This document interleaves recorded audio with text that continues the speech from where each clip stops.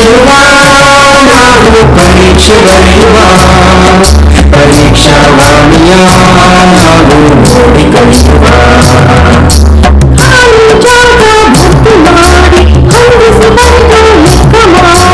ಚಿತ್ರವರೆದು ಭಾಗವನುಸರಿಸಿ ಎಲ್ಲ ಪ್ರಶ್ನೆಗೂ ಉತ್ತರಿಸಿ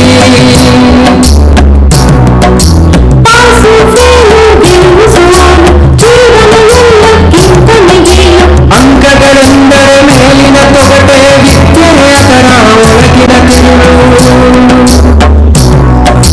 ಬಿಂದು ತೊಳೆಯುವ ನಾವು ಪರೀಕ್ಷೆ ಬರೆಯುವ ಪರೀಕ್ಷಾವಾಣಿಯ ನಾವು ನೋಡಿ ಕಲಿಯುವ ಪರೀಕ್ಷಾವಾಣಿಯ ನಾವು ನೋಡಿ ಕಲಿಯುವ ಪರೀಕ್ಷಾವಾಣಿಯ ನಾವು ನೋಡಿ ಕಲಿಯುವ.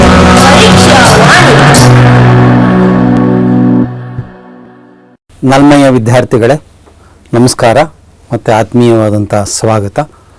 ಟಿ.ಕೆ. ಪ್ರಸನ್ನಮೂರ್ತಿ ಅಂತ ಹೇಳಿ ಬೆಂಗಳೂರಿನಿಂದ ಜಯನಗರ 3ನೇ ಬಡಾವಣೆಯಲ್ಲಿ ವಿಜಯ ಪ್ರೌಢಶಾಲೆ ಮತ್ತು ವಿಜಯ ಕಾಂಪೋಸಿಟ್ ಕಾಲೇಜ್ ಅಂತ ಹೇಳಿ ಈ ಸಂಸ್ಥೆಯಲ್ಲಿ ಸುಮಾರು 36 ವರ್ಷಗಳ ಕಾಲ ಗಣಿತ ವಿಭಾಗದಲ್ಲಿ ಅಧ್ಯಾಪಕನಾಗಿ ಸೇವೆ ಮಾಡಿ ಕಳೆದ 4 ವರ್ಷದ ಕೆಳಗೆ ನಾನು ನಿವೃತ್ತಿಯನ್ನು ಹೊಂದಿದ್ದೀನಿ.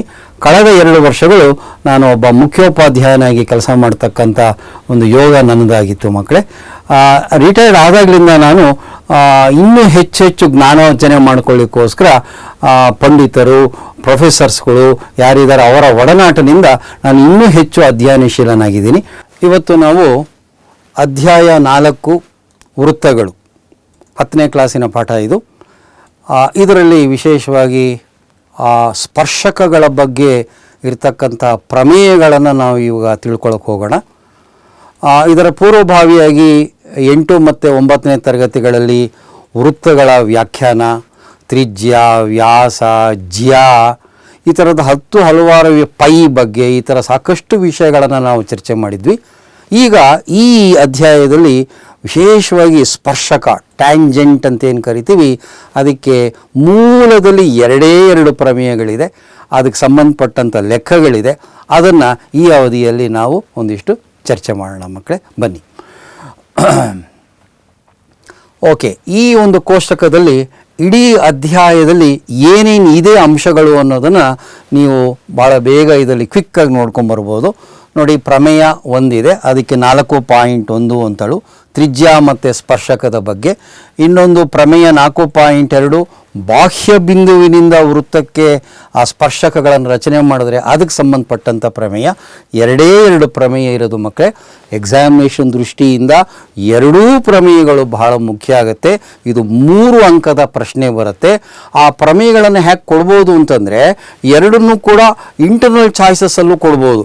ಈ ಪ್ರಮೇಯ ಅಥವಾ ಈ ಪ್ರಮೇಯ ಸಾಧಿಸಿ ಅಂತ ಕೇಳ್ಬೋದು 3 ಅಂಕಕ್ಕೆ. ಅಥವಾ ಈ 2ರಲ್ಲಿ ಯಾವುದಾದ್ರೂ ಒಂದು ಪ್ರಮೇಯವನ್ನು ಕೊಟ್ಟು ಇನ್ನು ಉಳಿದಂಥ ಒಂದು ಪ್ರಮೇಯ ಇರುತ್ತಲ್ಲ ಅದ್ರ ಮೇಲೆ ಒಂದು ಲೆಕ್ಕವನ್ನು ಕೊಡೋ ಸಾಧ್ಯತೆ ಇದೆ. ಹಾಗಾಗಿ ನಾವು 2 ಪ್ರಮೇಯಗಳನ್ನು ಈ ಕಲ್ತರೆ ನಮಗೆ ಲೆಕ್ಕಗಳನ್ನಾದರೂ ಕೊಡಲಿ, ಪ್ರಮೇಯಗಳನ್ನು ನೇರವಾಗಿ ಸಾಧಿಸಿಕೊಟ್ರೂ ನಾವು ಭಾಳ ಅತ್ಯಂತ ಸಮರ್ಪಕವಾಗಿ ಕೆಲಸವನ್ನು ಮಾಡ್ಬೋದು. ಹಾಗಾಗಿ 3 ಉದಾಹರಣೆಗಳಿದೆ, 2 ಅಭ್ಯಾಸಗಳಿದೆ ಮತ್ತು ಒಟ್ಟಾರೆ 17 ಲೆಕ್ಕಗಳಿದೆ ಮಕ್ಕಳೇ. ಚಟುವಟಿಕೆಗಳು 2 ಕೊಟ್ಟಿದ್ದಾರೆ. ಐಚ್ಛಿಕ ಸಮಸ್ಯೆಗಳು ಯಾವುದೂ ಬಂದಿಲ್ಲ. ಇದಿಷ್ಟು ನಮ್ಮ ಈ ಅಧ್ಯಾಯದ ಒಂದು ಸಾರಾಂಶ ಅಂತ ಹೇಳ್ಬೋದು. ಒಟ್ಟಾರೆ ನಮ್ಮ ರೇಖಾಗಣಿತಕ್ಕೆ ಕ್ವಶನ್ ಪೇಪರಲ್ಲಿ 27 ಅಂಕಗಳು ಬರುತ್ತೆ ಮಕ್ಕಳೇ. ಒಟ್ಟಾಗಿ ಎಲ್ಲ 5 ಅಧ್ಯಾಯಗಳಿಗೂ ಸೇರಿ ರೇಖಾಗಣಿತದಿಂದ 27 ಅಂಕಗಳನ್ನು ರೇಖಾಗಣಿತ ನೀವು ಎಕ್ಸ್ಪೆಕ್ಟ್ ಮಾಡ್ಬೋದು. ಓಕೆ, ಈಗ ನೋಡಿ, ಇದು ಒಂದು ವೃತ್ತ, ಇದು ಗೊತ್ತೇ ಇದೆ. ಈ ವೃತ್ತದಲ್ಲಿ ಎಷ್ಟು ತರಹ ರೇಖಾಖಂಡಗಳನ್ನು, ಸರಳ ರೇಖೆಗಳನ್ನು ನಾವು ಕಲ್ಪಿಸ್ಕೋಬಹುದು ಅಂದರೆ ನೋಡಿ, ಇದು ಒಂದು ರೇಖಾಖಂಡ AB ಅಂತ ಹೇಳ್ತೀವಿ. ನೋಡಿ, ಇದು ಒಂದು ಈ ಬಾಣಗಳ ಗುರುತಿದ್ರೆ ನಿಮಗೆ ಗೊತ್ತೇ ಇದೆ, ಇದನ್ನು ಸರಳ ರೇಖೆ ಅಂತ ಓದಬೇಕು. ಇದನ್ನು ಇನ್ನೊಂದು ಇದಕ್ಕೆ CD ಅಂತ ಹೆಸರು ಕೊಡೋಣ. ಇನ್ನೊಂದು ನೋಡಿ, ಇದು ಕೂಡ ಒಂದು ಸರಳ ರೇಖೆ, ಇದಕ್ಕೆ PQ ಅಂತ ಹೆಸರು ಕೊಡೋಣ. ಗೊತ್ತಲ್ವ ನಿಮಗೆ ಇದು ಯಾವುದಾದ್ರು ಏನೇನು ಅನ್ನೋದನ್ನೆಲ್ಲ ಪರಿಚಯ ಮಾಡ್ಕೊಂಡಿದ್ದೀರಲ್ವ? ಹೇಳಿ ನೋಡೋಣ. AB ಏನಂತ ಕರಿತೀವಿ? ABಯನ್ನು ನಾವು ಜ್ಯಾ ಕಾರ್ಡ್, CHORD ಕಾರ್ಡ್, ಜಾ ಅಂತ ಕರಿತೀವಿ. ಆ ತ್ರಿಜ್ಯದಲ್ಲಿ ಆ 3 ತೆಗೆದುಬಿಟ್ರೆ ಜಾ ಮಾತ್ರ ಉಳ್ಕೊಳ್ಳುತ್ತೆ. ಸೊ ಇದಕ್ಕೆ ಜಾ ಅಂತ ಕರಿತೀವಿ. ಇದೇನಿದು? ಈ ಸರಳ ರೇಖೆ ಏನು? ಸಿ ಮತ್ತು ಡಿ ಎರಡು ಬಿಂದುಗಳಲ್ಲಿ ವೃತ್ತವನ್ನು ಛೇದಿಸ್ತಾ ಇದೆ. ಇದಕ್ಕೇನಂತ ಕರಿತೀವಿ ಮಕ್ಕಳೇ? ಹೌದು, ಇದಕ್ಕೆ ನಾವು ಛೇದಕ ರೇಖೆ ಅಂತ ಕರಿತೀವಿ. ಸರಿನಾ? ನೋಡಿ, ಇದು ನಮಗೆ ಇವತ್ತಿನ ಈ ಒಂದು ಸರಳ ರೇಖೆ ಬಗ್ಗೆನೇ ನಾವು ಕಲ್ತ್ಕೊಳ್ಳೋಕೆ ಹೋಗ್ತಾ ಇರೋದು. ಏನಿದು ಸರಳ ರೇಖೆ ಏನು ಮಾಡ್ತಾ ಇದೆ? ಈ ಸರಳ ರೇಖೆ PQ ಏನು ಮಾಡ್ತಾ ಇದೆ? ಇಡೀ ವೃತ್ತದ ಪರಿಧಿಯನ್ನು ಕೇವಲ ಒಂದು ಬಿಂದುವಿನಲ್ಲಿ ಸ್ಪರ್ಶಿಸ್ತಾ ಇದೆ. ಆ ಸ್ಪರ್ಶಕ ಬಿಂದುವೇ 6. ಹಾಗಾಗಿ ಇದು ಒಂದೇ ಬಿಂದುವಿನಲ್ಲಿ ಸ್ಪರ್ಶಿಸ್ತಾ ಇರೋದ್ರಿಂದ ಈ PQ ಅನ್ನು ನಾವು ಸ್ಪರ್ಶಕ, ಟ್ಯಾಂಜೆಂಟ್ ಅಂತ ಕರಿತೀವಿ. ಮತ್ತು ಈ ಆರ್ ಅನ್ನೋ ಬಿಂದುವಿಗೆ ಸ್ಪರ್ಶಕ ಬಿಂದು ಅಂತ ಹೇಳ್ತೀವಿ. ಹಾಗಾಗಿ ಕ್ವಿಕ್ಕಾಗಿ ನಾವು ಇವಾಗ ಈ 3 ಟರ್ಮಿನಾಲಜೀಸ್ ಏನಿದೆ, ಆ ಪರಿಕಲ್ಪನೆಗಳೇನಿದೆ, ಅದಕ್ಕೆ ಒಂದು ವ್ಯಾಖ್ಯಾನವನ್ನು ನೋಡ್ಕೊಂಬರೋಣ ಮಕ್ಕಳೇ ಈಗ. ಹಾಗಾದರೆ ಜಾ ಅಂದರೆ ಏನು? ಏನಂತ ಹೇಳೋಣ? ಜಾ ಅಂದರೆ ಹೀಗೆ ಹೇಳ್ಬೋದಾ? ಒಂದು ವೃತ್ತದ ಪರಿಧಿಯ ಮೇಲೆ ಯಾವುದಾದರೂ 2 ಬಿಂದುಗಳನ್ನು ಸೇರಿಸ್ತಕ್ಕಂತಹ ಒಂದು ರೇಖಾಖಂಡ ಅಂತ ಹೇಳ್ಬೋದು. ಪರಿಧಿ ತಗೊಳ್ಳಿ, ಎಲ್ಲಿ ಬೇಕಾದರೂ 2 ಬಿಂದುಗಳನ್ನು ಗುರುತು ಹಾಕ್ಕೊಳ್ಳಿ, ಅವುಗಳನ್ನು ಸೇರಿಸ್ಕೊಂಬಿಡಿ, ಒಂದು ರೇಖಾಖಂಡ ಬರುತ್ತೆ. ಆ ರೇಖಾಖಂಡಕ್ಕೆ ನಾವು ಜಾ ಅಂತ ಕರಿತೀವಿ. ನೋಡಿ, ಎಲ್ಲಿ ಒಂದು ಇಮೇಜ್ ಬರ್ತಾ ಇದೆ, ಕಾರ್ಡ್, ಜಾ ಅಂತ ಕರಿತಾ ಇದ್ದೀವಿ. ಈ 2 ಬಿಂದುಗಳು ನೋಡಿ ಎಲ್ಲಿದೆ? ವೃತ್ತದ ಪರಿಧಿಯ ಮೇಲೆ ಇದೆ. ಅವುಗಳನ್ನು ಸೇರಿಸ್ತಕ್ಕಂಥ ಈ ರೇಖಾಖಂಡಕ್ಕೆ ನಾವು ಜಾ ಅಂತ ಕರಿತೀವಿ ಅಲ್ವಾ. ನೆಕ್ಸ್ಟು ವೃತ್ತ ಛೇದಕ ಅಂದರೆ ಏನು ಅಂತಂದರೆ, ನೋಡಿ ಇಲ್ಲಿ ಇಮೇಜ್ ಬರ್ತಾ ಇದೆ, ಇದು ಒಂದು ಸರಳ ರೇಖೆ. ಇದು ಈ ಸರಳ ರೇಖೆ ಏನು ಮಾಡ್ತಾ ಇದೆ? ಈ ವೃತ್ತದವನ್ನು 2 ಸ್ಪಷ್ಟವಾದಂಥ ಬಿಂದುಗಳಲ್ಲಿ ಛೇದಿಸ್ತಾ ಇದೆ. ಆ ಛೇದಕ ಬಿಂದುಗಳು P ಮತ್ತು Q. ಹಾಗಾಗಿ ಹೀಗೆ ಹೇಳ್ಬೋದಾ ಮಕ್ಕಳೇ? ಯಾವುದಾದ್ರೂ ಒಂದು ಸರಳ ರೇಖೆ ಒಂದು ವೃತ್ತವನ್ನು 2 ಸ್ಪಷ್ಟವಾದ ಡಿಸ್ಟಿಂಕ್ಟ್ ಪಾಯಿಂಟ್ಸ್ ಅಂತ ಕರಿತೀವಿ. 2 ಸ್ಪಷ್ಟವಾದ ಬಿಂದುಗಳಲ್ಲಿ ಛೇದಿಸಿದರೆ ಆ ಸರಳ ರೇಖೆಗೆ ವೃತ್ತ ಛೇದಕ, ಸಿಕ್ಯಾಂಟ್ ಅಂತ ಕರಿತೀವಿ. ಇದನ್ನು SECANT, ಸಿಕ್ಯಾಂಟ್, ಛೇದಕ ರೇಖೆ ಅಂತ ಕರಿತೀವಿ. ಮಕ್ಕಳೇ, ಇವಾಗ ನಾವು ಛೇದಕ ಆಯಿತು, ಜಾ ಆಯಿತು. ಈಗ ಸ್ಪರ್ಶಕ ಅಂದರೆ ಏನು ನೋಡೋಣ, ಟ್ಯಾಂಜೆಂಟ್ ಅಂದರೆ ಏನು ನೋಡೋಣ. ಓಕೆ, ಒಂದು ಸರಳ ರೇಖೆಯು ಒಂದು ವೃತ್ತವನ್ನು ಕೇವಲ ಒಂದು ಅಂದರೆ ಒಂದೇ ಒಂದು ಬಿಂದುವಿನಲ್ಲಿ ಛೇದಿಸದಲ್ಲ, ಸ್ಪರ್ಶಿಸಿದರೆ ಅಂತಹ ಸರಳ ರೇಖೆಯನ್ನು ಸ್ಪರ್ಶರೇಖೆ ಅಂತ ಕರಿತೀವಿ. ಮತ್ತು ಆ ಬಿಂದುವಿಗೆ ಸ್ಪರ್ಶ ಬಿಂದು, ಪಾಯಿಂಟ್ ಆಫ್ ಕಾಂಟ್ಯಾಕ್ಟ್ ಅಂತ ಕರಿತೀವಿ. ನೋಡಿ, ಈ ಚಿತ್ರ ನೋಡಿ, ಅರ್ಥ ಮಾಡ್ಕೊಳ್ಳಿ. ನೋಡಿ, ಎಲ್ ಅಂತಕ್ಕಂಥ ಒಂದು ಸರಳ ರೇಖೆ ಏನಿದೆ, ಅದು ಇಡೀ ವೃತ್ತವನ್ನು ನೀವು ಎಷ್ಟೇ 2 ಕಡೆ ವೃದ್ಧಿಸಿದರೂ ಕೂಡ ಈ ಒಂದು ಪಾಯಿಂಟಲ್ಲಿ ಮಾತ್ರ ಅದು ಟಚ್ ಮಾಡ್ತಾ ಇದೆ. ಅದು ಬಿಟ್ಟರೆ ಇನ್ನೇನು ಎಷ್ಟೇ ವಿಸ್ತರಿಸಿದ್ರು ಕೂಡ ಅದು ಇಲ್ಲಿ ಬಿಟ್ಟರೆ ಇನ್ನೆಲ್ಲೂ ಅದು ಟಚ್ ಮಾಡೋಕ್ಕಾಗಲಿ ಕಟ್ ಮಾಡೋಕ್ಕಾಗ್ತಾ ಇಲ್ಲ. ಇಂತಹ ಒಂದು ಸರಳ ರೇಖೆಗೆ ನಾವು ಸ್ಪರ್ಶಕ ಅಂತ ಕರಿತೀವಿ ಮಕ್ಕಳೇ. ಹಾಗಾಗಿ ಈಗ ಸ್ಪರ್ಶಕದ ಬಗ್ಗೆ ಇರತಕ್ಕಂಥ ಒಂದಿಷ್ಟು ವೃತ್ತ ಸ್ಪರ್ಶಕಗಳ ಬಗ್ಗೆನೇ 2 ಫಂಡಮೆಂಟಲ್ ಆಗಿರ್ತಕ್ಕಂಥ ಮೂಲದರ್ತಿಕ್ಕಂಥ ಪ್ರಮೇಯಗಳನ್ನು ನಾವಿವಾಗ ಅದರ ಪ್ರೂಫ್ ಸಮೇತ, ಸಾಧನೆ ಸಮೇತ ಅದನ್ನು ಅರ್ಥ ಮಾಡ್ಕೊಳ್ಳೋಣ. ನೋಡಿ, ಇದೊಂದು ಸ್ಪರ್ಶಕ, ಇದು ಇನ್ನೊಂದು ಸ್ಪರ್ಶಕ. ಈ ಸ್ಪರ್ಶಕಗಳಿಗಿರ್ತಕ್ಕಂಥ 2 ಪ್ರಮೇಯಗಳನ್ನು ನಾವೀಗ ಅರ್ಥ ಮಾಡ್ಕೊಳ್ಳೋಣ ಮಕ್ಕಳೇ. ಎಸ್, ಮೊದಲನೇ ಪ್ರಮೇಯ ಏನು ಹೇಳುತ್ತೆ ಅಂತಂದರೆ, ಒಂದು ವೃತ್ತದಲ್ಲಿ ತ್ರಿಜ್ಯ ಮತ್ತು ಸ್ಪರ್ಶಕ, ಆ ಸ್ಪರ್ಶಕ ಬಿಂದುವಿನಲ್ಲಿ ಹೇಗಿರುತ್ತೆ ಅಂದರೆ ಪರಸ್ಪರ ಲಂಬವಾಗಿರುತ್ತದಂತೆ. ನೋಡಿ, ಈ ಬೆರಳನ್ನು ಸ್ಪರ್ಶಕ ಅಂತ ಇಟ್ಕೊಳ್ಳಿ, ಈ ಬೆರಳನ್ನು ಒಂದು ತ್ರಿಜ್ಯ ಅಂತ ಇಟ್ಕೊಂಡ್ರೆ ಆ ಕ್ಯಾಪಿಟಲ್ ಲೆಟರ್ T ಜ್ಞಾಪಿಸ್ಕೊಳ್ಳಿ. ಅದು ಹಿಂಗಿಂಗ್ ಬೇಕಾದ್ರೂ ಇಟ್ಕೊಳ್ಳಿ ಅಥವಾ ಈ ರೀತಿ ಬೇಕಾದ್ರೂ ಇಟ್ಕೊಳ್ಳಿ, ಯಾವಾಗಲೂ ಪರಸ್ಪರ ಲಂಬವಾಗೇ ಇರುತ್ತಂತೆ. ನೋಡಿ ಮಕ್ಕಳೇ, ಇದು first and the foremost important theorem ಮಕ್ಕಳೇ ಇದು. ಓಕೆ, ಇದನ್ನು ನಾವೀಗ ಸಾಧಿಸೋದಕ್ಕೆ ಹೊರಟಿದ್ದೀವಿ. 3 ಅಂಕದ ಪ್ರಶ್ನೆಯಾಗಿ ಬರುತ್ತೆ. ಫಸ್ಟ್ ಆಫ್ ಆಲ್ ಒಂದು ವೃತ್ತವನ್ನು ಹೇಳ್ಕೊಳ್ಳಿ, ಕೈವಾರ ತಗೊಂಡೇ ಹೇಳ್ಕೋಬೇಕು ಮಕ್ಕಳೇ. ಕೈಯೆಲ್ಲ ಸುಮ್ಮನೆ ಹಾಗೆ ಎಳೆದು ಬಿಡಬಾರ್ದು, ಕೈವಾರ ತಗೋಬೇಕು. ತ್ರಿಜ್ಯ ಒಂದು 3ರಿಂದ 3.5 ಸೆಂಟಿಮೀಟ್ರ್ ತಗೊಳ್ಳಿ. ಅದಕ್ಕಿಂತ ಜಾಸ್ತಿ ತೊಗೊಂಡ್ರೆ ಸಾಧನೆ ಬರೀ ಕಾಪಿಯದು ಸಾಕಾಗಲ್ಲ. ಚಿಕ್ಕದು ತೊಗೊಂಡ್ರೆ ತುಂಬ ಹಿಂಸೆ ಆಗುತ್ತೆ ನೋಡಲಿಕ್ಕೆ. 3 ಅಥವಾ 3.5 ಸೆಂಟಿಮೀಟ್ರ್ ತಗೊಳ್ಳಿ. ಒಂದು ವೃತ್ತವನ್ನು ರಚಿಸ್ಕೊಳ್ಳಿ. ಕೇಂದ್ರ ಬಿಂದುವನ್ನ ಗುರ್ತು ಹಾಕ್ಬಿಡಿ. ಓ ಅನ್ನೋದು ಕೇಂದ್ರ ಬಿಂದು ಆಗಿರಲಿ. ಈಗೇನು ಮಾಡೋಣ ಅಂದರೆ ನೋಡಿ, ಇಲ್ಲೊಂದು ಸ್ಪರ್ಶಕ ಬಂತು ನೋಡಿ, ಒಂದೇ ಒಂದು ಪಾಯಿಂಟಲ್ಲಿ ಟಚ್ ಮಾಡ್ತಾ ಇದೆ. ಇದಕ್ಕೆ ಈ ಒಂದು ಸರಳ ರೇಖೆಗೆ ಒಂದು ಹೆಸರನ್ನು ಕೊಟ್ಬಿಡೋಣ. ಎ ಅಂತಲೂ ಇದಕ್ಕೆ ಬಿ ಅಂತಲೂ ಹೆಸರು ಕೊಟ್ಬಿಡೋಣ. ಆ ಸ್ಪರ್ಶಕ ಬಿಂದು ಇದೆ ನೋಡಿ, ಅದಕ್ಕೆ ಗುರ್ತು ಹಾಕ್ಕೊಂಬಿಡಿ, ಒಂದು ಚುಕ್ಕೆ ಇಟ್ಬಿಡಿ ಅಲ್ಲಿ. ಇದಕ್ಕೆ ಸಿ ಅಂತ ಹೆಸರು ಕೊಟ್ಬಿಡೋಣ. ಸೊ ಓ ಅನ್ನೋದು ಈ ವೃತ್ತದ ಒಂದು ಕೇಂದ್ರ ಬಿಂದು ಆಗಿದೆ.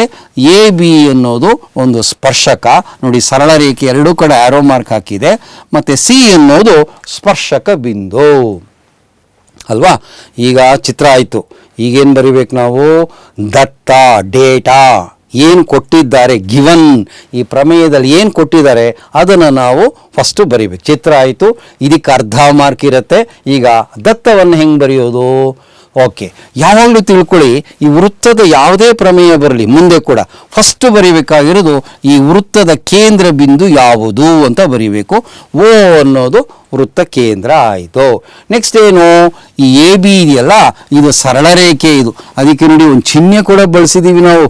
ಎ ಬಿಯನ್ನು ಬರೆದು ಮೇಲ್ಭಾಗದಲ್ಲಿ ಎರಡೂ ಕಡೆ ಬಾಣಗಳಿರ್ತಕ್ಕಂಥ ಒಂದು ಪುಟ್ಟದಾಗಿ ಬರೆದ್ರೆ ಇದನ್ನು ಸರಳ ರೇಖೆ ಅಂತ ಓದಬೇಕು. ಸರಳ ರೇಖೆ ಎ ಬಿ ಅಂತಕ್ಕಂಥದ್ದು ಸ್ಪರ್ಶಕ. ಎಲ್ಲಿ? ಸಿ ಬಿಂದುವಿನಲ್ಲಿ ಇರ್ತಕ್ಕಂಥ ಸ್ಪರ್ಶಕ ಅಂದರೆ ಸಿ ಅಂತಕ್ಕಂಥದ್ದು ಸ್ಪರ್ಶಕ ಬಿಂದು ಆಯಿತು. ಇನ್ನೇನಾದರೂ ಬರಿಬೇಕಾ ಮಕ್ಕಳೇ? ಇನ್ನೇನಾದರೂ ಇದೆ ನೋಡ್ಕೊಳ್ಳಿ. 2 ಪಾಯಿಂಟ್ ಇದೆ, ಇದಲ್ಲದೆ ಇನ್ನೇನು ಇದೆ ಅಲ್ವಾ? ಇನ್ನೇನು ಇಲ್ಲ. ಅಲ್ಲಿಗೆ ದತ್ತ ಮುಗೀತು. ಸೊ ವೃತ್ತ ಕೇಂದ್ರ ಯಾವುದು ಸ್ಪರ್ಶಕ, ಯಾವುದು ಸ್ಪರ್ಶಕ ಬಿಂದು ಬರೆದಾಯಿತು. ನೆಕ್ಸ್ಟ್ ಏನು ಬರಿಬೇಕು ಹೇಳಿ? ಸಾಧನೀಯ ಅಲ್ವಾ. ಸೊ ಸಾಧನೀಯ ಓ ಸಿಯನ್ನು ಬೇಕಾದರೂ ಸೇರಿಸ್ಕೊಂಬಿಡೋಣ. ತ್ರಿಜ್ಯ ಇದನ್ನು ಕೂಡ ದತ್ತದಲ್ಲೇ ಸೇರಿಸ್ಕೊಂಬಿಡಿ. ಈಗ ಸಾಧನೀಯ ಬರ್ತಾ ಇದೆ ನೋಡಿ ಮಕ್ಕಳೇ. ಅಂದರೆ ಏನನ್ನು ಸಾಧಿಸ್ಬೇಕು ನಾವು ಅದನ್ನು ಈಗ ಟು ಪ್ರೂವ್ ದಟ್ ಅಂತ ಕರಿತೀವಿ. ಓ ಸಿ ಅಂದರೆ ತ್ರಿಜ್ಯ ಅನ್ನೋದು ಓ ಸಿ. ಲಂಬಕ್ಕೆ ಚಿಹ್ನೆ ನೋಡಿ ಹೇಗೆ ಬರಿತೀವಿ? ಲಂಬಕ್ಕೆ ಇದು ಲಂಬಕ್ಕೆ ಚಿಹ್ನೆ ಪರ್ಪೆಂಡಿಕ್ಯುಲರ್ ಅಂತ ಓದ್ಕೊಳ್ಳಿ. ಇದನ್ನು ಸ್ಟ್ರೈಟ್ ಲೈನ್ ಎ ಬಿ. ಈ ಓ ಸಿ ಅಂತಕ್ಕಂಥದ್ದು ಎ ಬಿಗೆ ಲಂಬವಾಗಿದೆ ಅಂತ ಸಾಧಿಸ್ಬೇಕು. ಲಂಬ ಅಂದರೆ ಏನು ಹೇಳಿ? ಈ ಕೋನ ಓ ಸಿ ಎ ಇದೆಯಲ್ಲ, ಈ ಕಡೆ ಕೋನ ಇದು 90 ಡಿಗ್ರಿ ಇದೆ ಅಂತಲೋ. ಇದು 90 ಡಿಗ್ರಿ ಆದರೆ ಈ ಕಡೆನೂ 90 ಡಿಗ್ರಿ ಆಗಲೇಬೇಕು. ಸೊ ನಾವೀಗ ಸಾಧಿಸಬೇಕಾಗಿರೋದು ಕೋನ O C A is equal to ಕೋನ O C B is equal to 90 degrees 90 degree ಅಂತ ಸಾಧಿಸ್ಬಿಟ್ರೆ ಆಗ ತ್ರಿಜ್ಯ ಸ್ಪರ್ಶಕ ಪರಸ್ಪರ ಲಂಬ ಆಗಿಬಿಡುತ್ತೆ. ಇದು ನಮ್ಮ ಸಾಧನೀಯ. ಮಕ್ಕಳೇ, ದತ್ತ ಆಯಿತು, ಸಾಧನೀಯ ಆಯಿತು. ಈ ಸಾಧನೆ ಮಾಡೋದಕ್ಕೆ ನಮಗೆ 9ನೇ ಕ್ಲಾಸಲ್ಲಿ ಕಲಿತಂಥ ಕೆಲವು ಪ್ರಮೇಯಗಳನ್ನು ಜ್ಞಾಪಿಸ್ಕೋಬೇಕಾಗತ್ತಲ್ಲ ಮಕ್ಕಳೇ. ಹಾಗಾಗಿ ಅದನ್ನು ಒಂದು ಸ್ವಲ್ಪ ಜ್ಞಾಪಕ ಮಾಡ್ಕೊಂಬಂದ್ಬಿಡೋಣ. ಏನಪ್ಪ ಪ್ರಮೇಯ ಅದು ಅಂತಂದರೆ, ಒಂದು ದತ್ತ ಸರಳ ರೇಖೆಗೆ ದತ್ತ ಹೊರಬಿಂದುವಿನಿಂದ ಎಳೆಯಬಹುದಾದ ಎಲ್ಲ ಸರಳ ರೇಖೆಗಳಲ್ಲಿ, ಇಲ್ಲಿ ಒಂಚೂರು ನಿಲ್ಲಿಸ್ಕೊಳ್ಳೋಣ, ಇದಕ್ಕೆ ಸಂಬಂಧಪಟ್ಟಂಥ ಚಿತ್ರ ಬಂದ್ಬಿಡುತ್ತೆ. ಹೀಗೆ ನೋಡ್ತಾ ಬಂದ್ಬಿಡಿ. ಇದು ಒಂದು ಸರಳ ರೇಖೆ ಮಕ್ಕಳೇ. ಇದನ್ನು ಎ ಬಿ ಅಂತ ಹೆಸರು ಕೊಡೋಣ. ಸೊ ದತ್ತ ಸರಳ ರೇಖೆ ಕೊಟ್ಟಿರ್ತಕ್ಕಂಥ ಸರಳ ರೇಖೆ ಎ ಬಿ ಆಗಿರಲಿ. ದತ್ತ ಹೊರಬಿಂದು, ಇಲ್ಲಿ ಎಲ್ಲಿ ಬೇಕಾದರೂ ಒಂದು ಬಿಂದು ತಗೊಳ್ಳಿ. ಇದಕ್ಕೆ ಪಿ ಅಂತ ಹೆಸರು ಕೊಟ್ಬಿಡೋಣ. ಇದು ಎಲ್ಲಿ ಬೇಕಾದ್ರೂ, ಎಷ್ಟು ಹತ್ತಿರದಲ್ಲಿ ಬೇಕಾದ್ರೂ ತೊಗೋಬೋದು, ಕೆಳಗಡೆ ಎಲ್ಲಿ ಬೇಕಾದ್ರೂ ತೊಗೋಬೋದು ನೀವು. ಇದಕ್ಕೆ ಪಿ ಅಂತ ಹೆಸರು ಕೊಟ್ಬಿಡೋಣ. ಈ ಪಿ ಇಂದ ನಾವು ಹಲವಾರು ರೇಖೆಗಳನ್ನು ಎಳೆಯಬಹುದು. ಹೀಗೆ ಹೀಗೆ ಹೀಗೆ ಹೀಗೆ ಹೀಗೆ ಸಾವಿರಾರು ಲಕ್ಷಾಂತರ ರೇಖೆಗಳನ್ನು ನಾವು ಎಳಿತಾ ಹೋಗ್ಬೋದು. ಆದರೆ ಆ ಎಲ್ಲ ರೇಖೆಗಳಲ್ಲಿ ಯಾವುದಪ್ಪ ಅತ್ಯಂತ ಕನಿಷ್ಠ ದೂರ ಆಗಿರುತ್ತೆ, ಸಮೀಪದ ದೂರ ಆಗಿರುತ್ತೆ ಅಂದರೆ ಪ್ರಮೇಯ ಹೇಳುತ್ತೆ ಯಾವುದು ಇಲ್ಲಿಂದ ಇಲ್ಲಿಗೆ ಲಂಬವಾಗಿರುತ್ತದೆಯೋ ನೋಡಿ ಅದೇ ಕನಿಷ್ಠ ದೂರ ಆಗಿರುತ್ತಂತೆ. ಹೌದಾ? ಹಾಗಾಗಿ ನಾವೀಗ ಏನು ಮಾಡೋಣ, ಒಂದು ಲಂಬವನ್ನು ಎಳ್ಕೊಂಬೋಣ. ಅದಕ್ಕೆ ಹೆಸರು ಪಿ ಕ್ಯೂ ಅಂತ ಕೊಡೋಣ. ನಿಮಗೆ ಗೊತ್ತಿದೆ, ಇದು ಚಿಹ್ನೆ ಈ ಥರ ಹಾಕಿದ್ರೆ 90 ಡಿಗ್ರಿ ಅಂತ ಇಟ್ಕೋಬೇಕು. ಅದು ಅತ್ಯಂತ ಕನಿಷ್ಠ ದೂರದಲ್ಲಿರುತ್ತೆ, ಸಮೀಪ ದೂರ ಆಗಿರುತ್ತೆ. ಈ ಪ್ರಮೇಯವನ್ನು ಜ್ಞಾಪಿಸ್ಕೊಂಡ್ರೆ ಮಾತ್ರ ನಾವು ಆ ತ್ರಿಜ್ಯ ಸ್ಪರ್ಶಕ ಲಂಬವಾಗಿರುತ್ತೆ ಅಂತ ಸಾಧನೆ ಮಾಡ್ಬೋದು.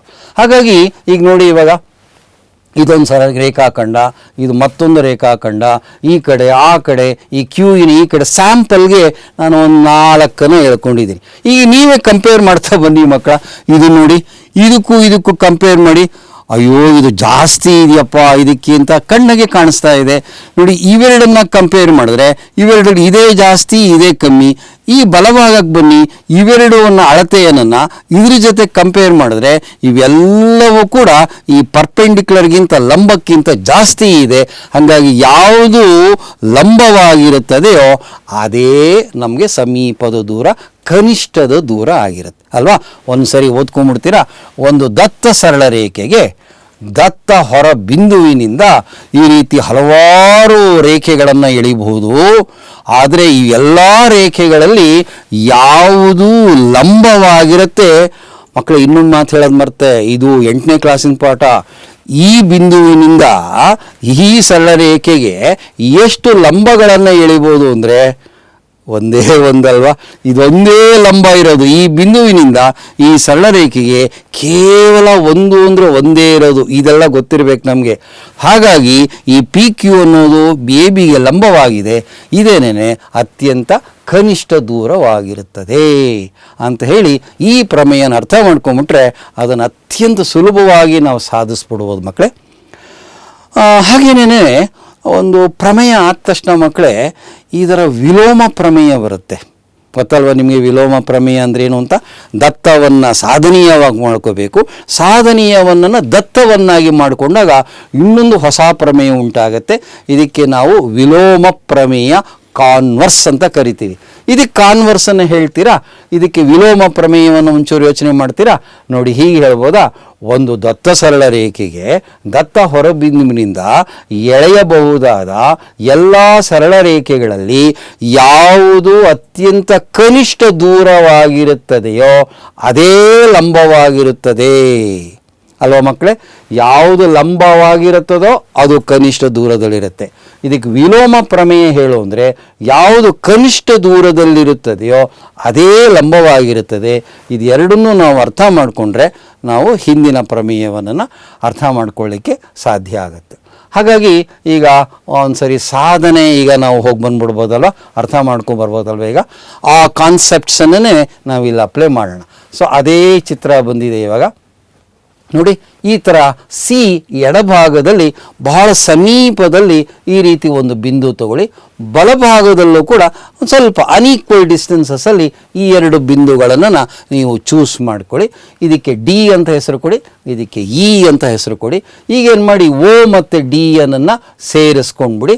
ಸೊ ಡಿ ಮತ್ತು ಇ ಎಂಬ ಎರಡು ಬಿಂದುಗಳನ್ನು ಸರಳ ರೇಖೆ ಎ ಬಿಯ ಮೇಲೆ, ಇದರ ಮೇಲೆ ಹಾಗೂ ಸಿ ಬಿಂದುವಿನ ಎಡಗಡೆ ಒಂದು ಬಲಗಡೆ ಒಂದು ಅತ್ಯಂತ ಸಮೀಪದ ದೂರದಲ್ಲಿ ಈ ರೀತಿ ಗುರ್ತು ಹಾಕ್ಕೊಳ್ಳೋದಂತೆ.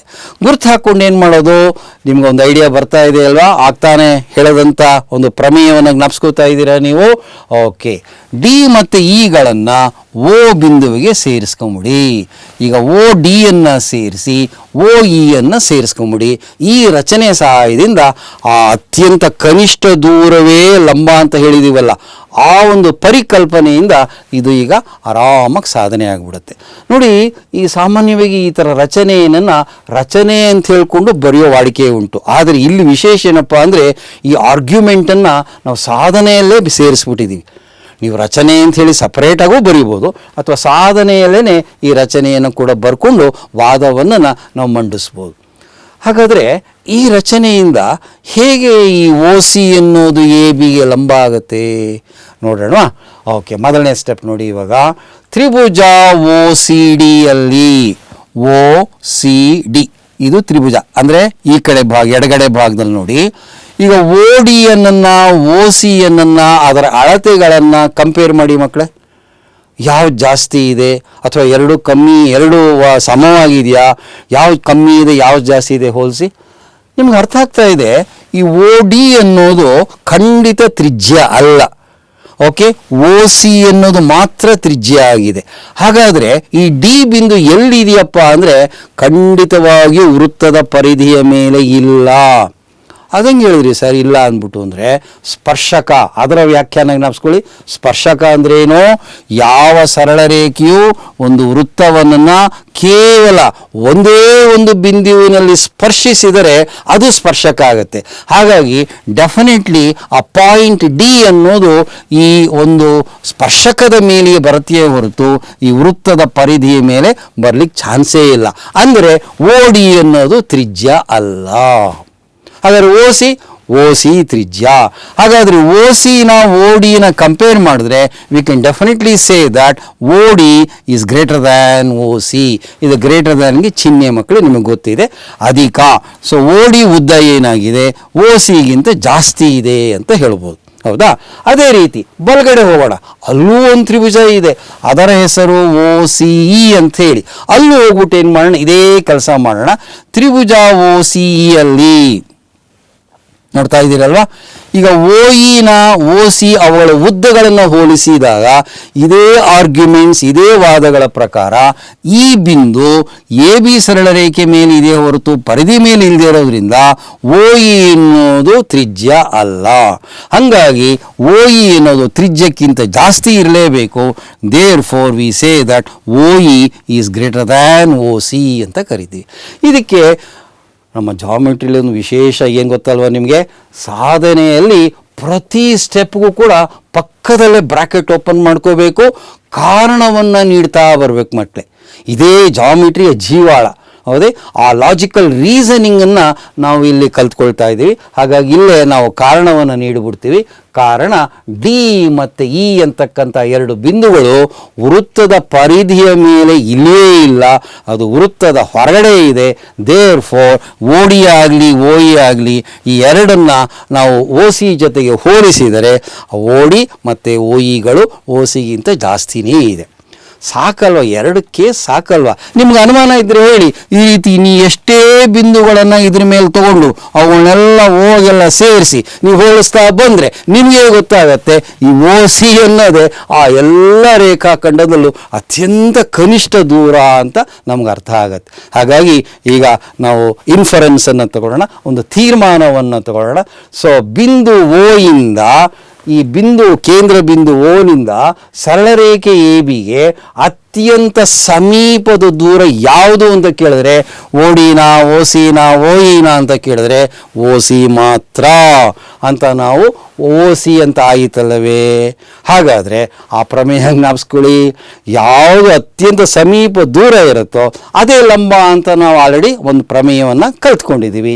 ದೇರ್ ಫೋರ್ ಆದ್ದರಿಂದ ಓ ಸಿ ಲಂಬ ಎ ಬಿ. ನೋಡಿ ಮಕ್ಕಳು, ಈ ಒಂದು ಆರ್ಗ್ಯುಮೆಂಟನ್ನು ನಾವು ಬರೀಬೇಕಾಗತ್ತೆ. ಇದಕ್ಕೆ 3 ಅಂಕಗಳಿರುತ್ತೆ ಮಕ್ಕಳೇ.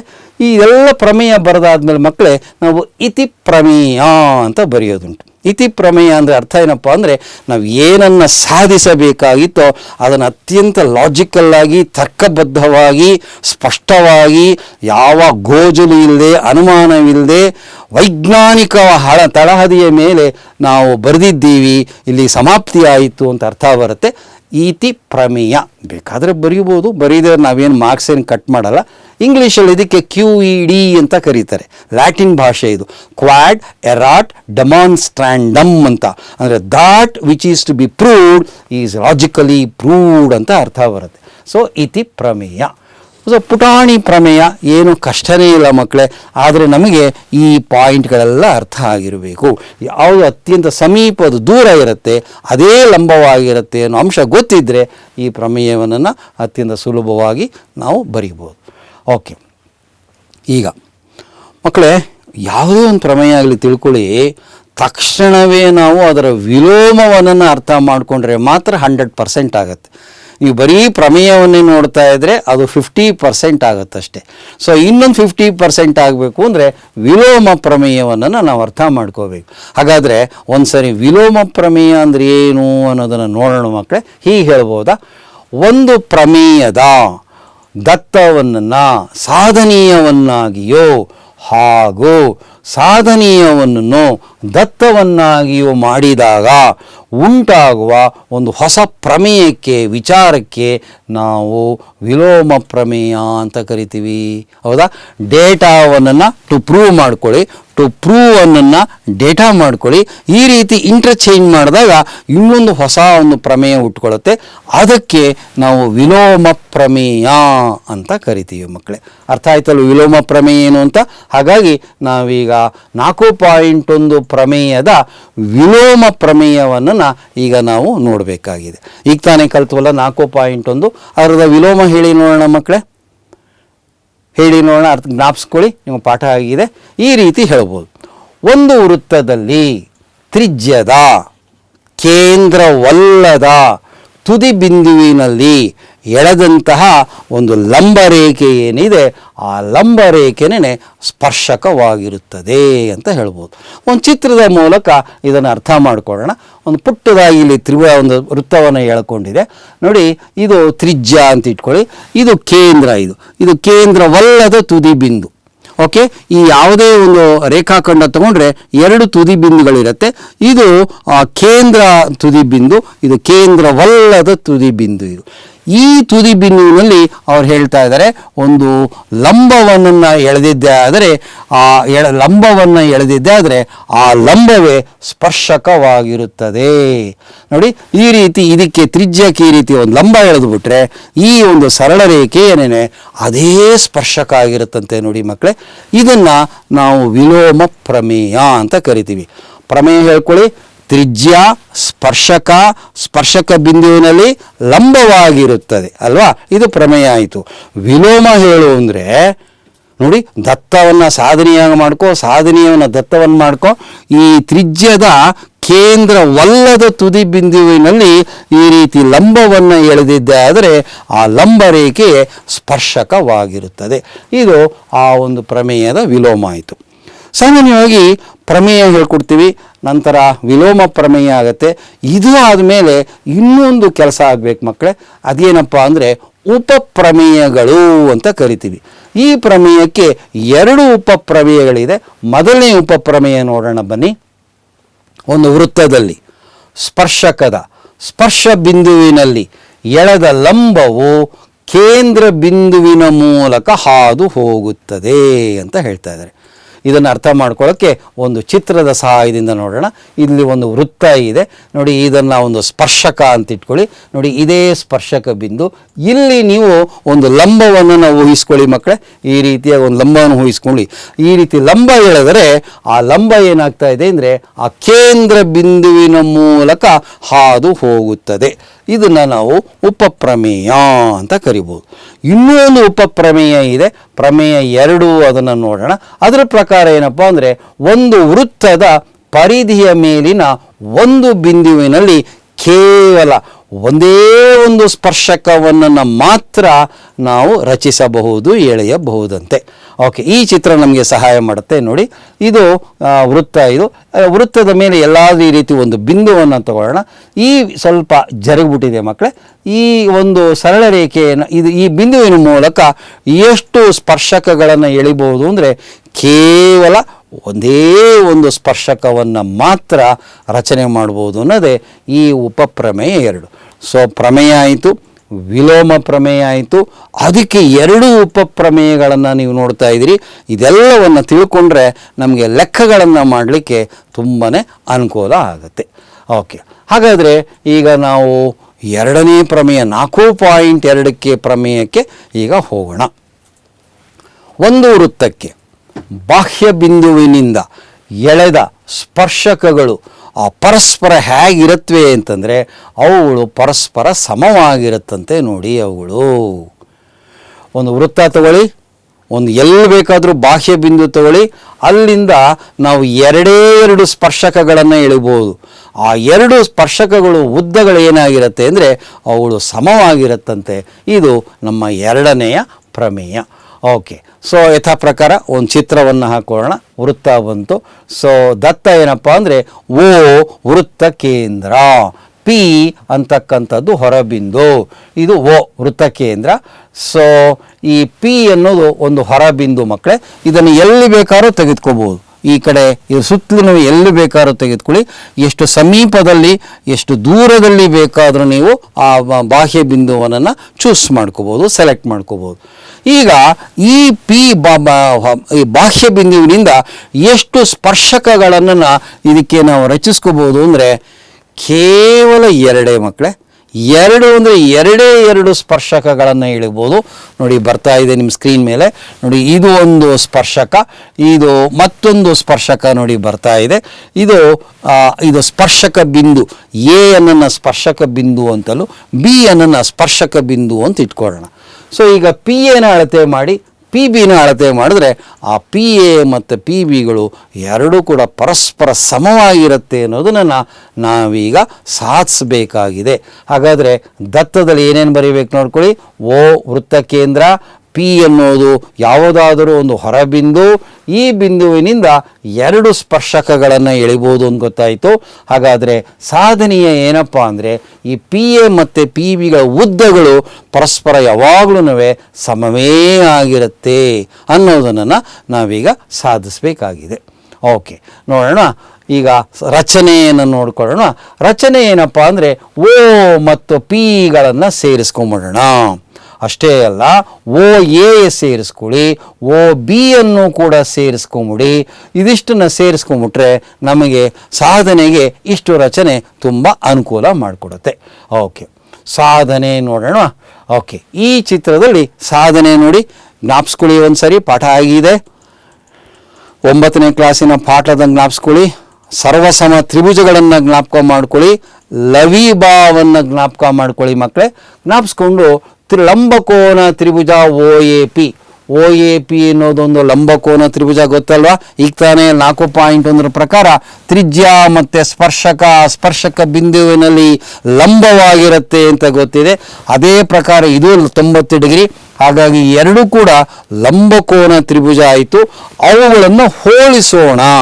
ಅಂದರೆ ಈ ಎರಡೂ ತ್ರಿಭುಜಗಳ ಬಾಹುಗಳ ಅಳತೆಗಳನ್ನು, ಕೋನಗಳನ್ನು ಎರಡು ಸಮವಾಗಿದೆಯಾ, ಸಮವಾಗಿಲ್ವಾ, ಸಮವಾಗಿದ್ರೆ ಯಾವ ಕಾರಣಕ್ಕಾಗಿ ಅಂಥೇಳಿ ಮಾಡ್ತಕ್ಕಂಥ ಒಂದು ಕ್ರಿಯೆಗೆ ನಾವು ಅದನ್ನು ಹೋಲಿಸು ಅಂತ ಹೇಳ್ತಾ ಇದ್ದೀವಿ.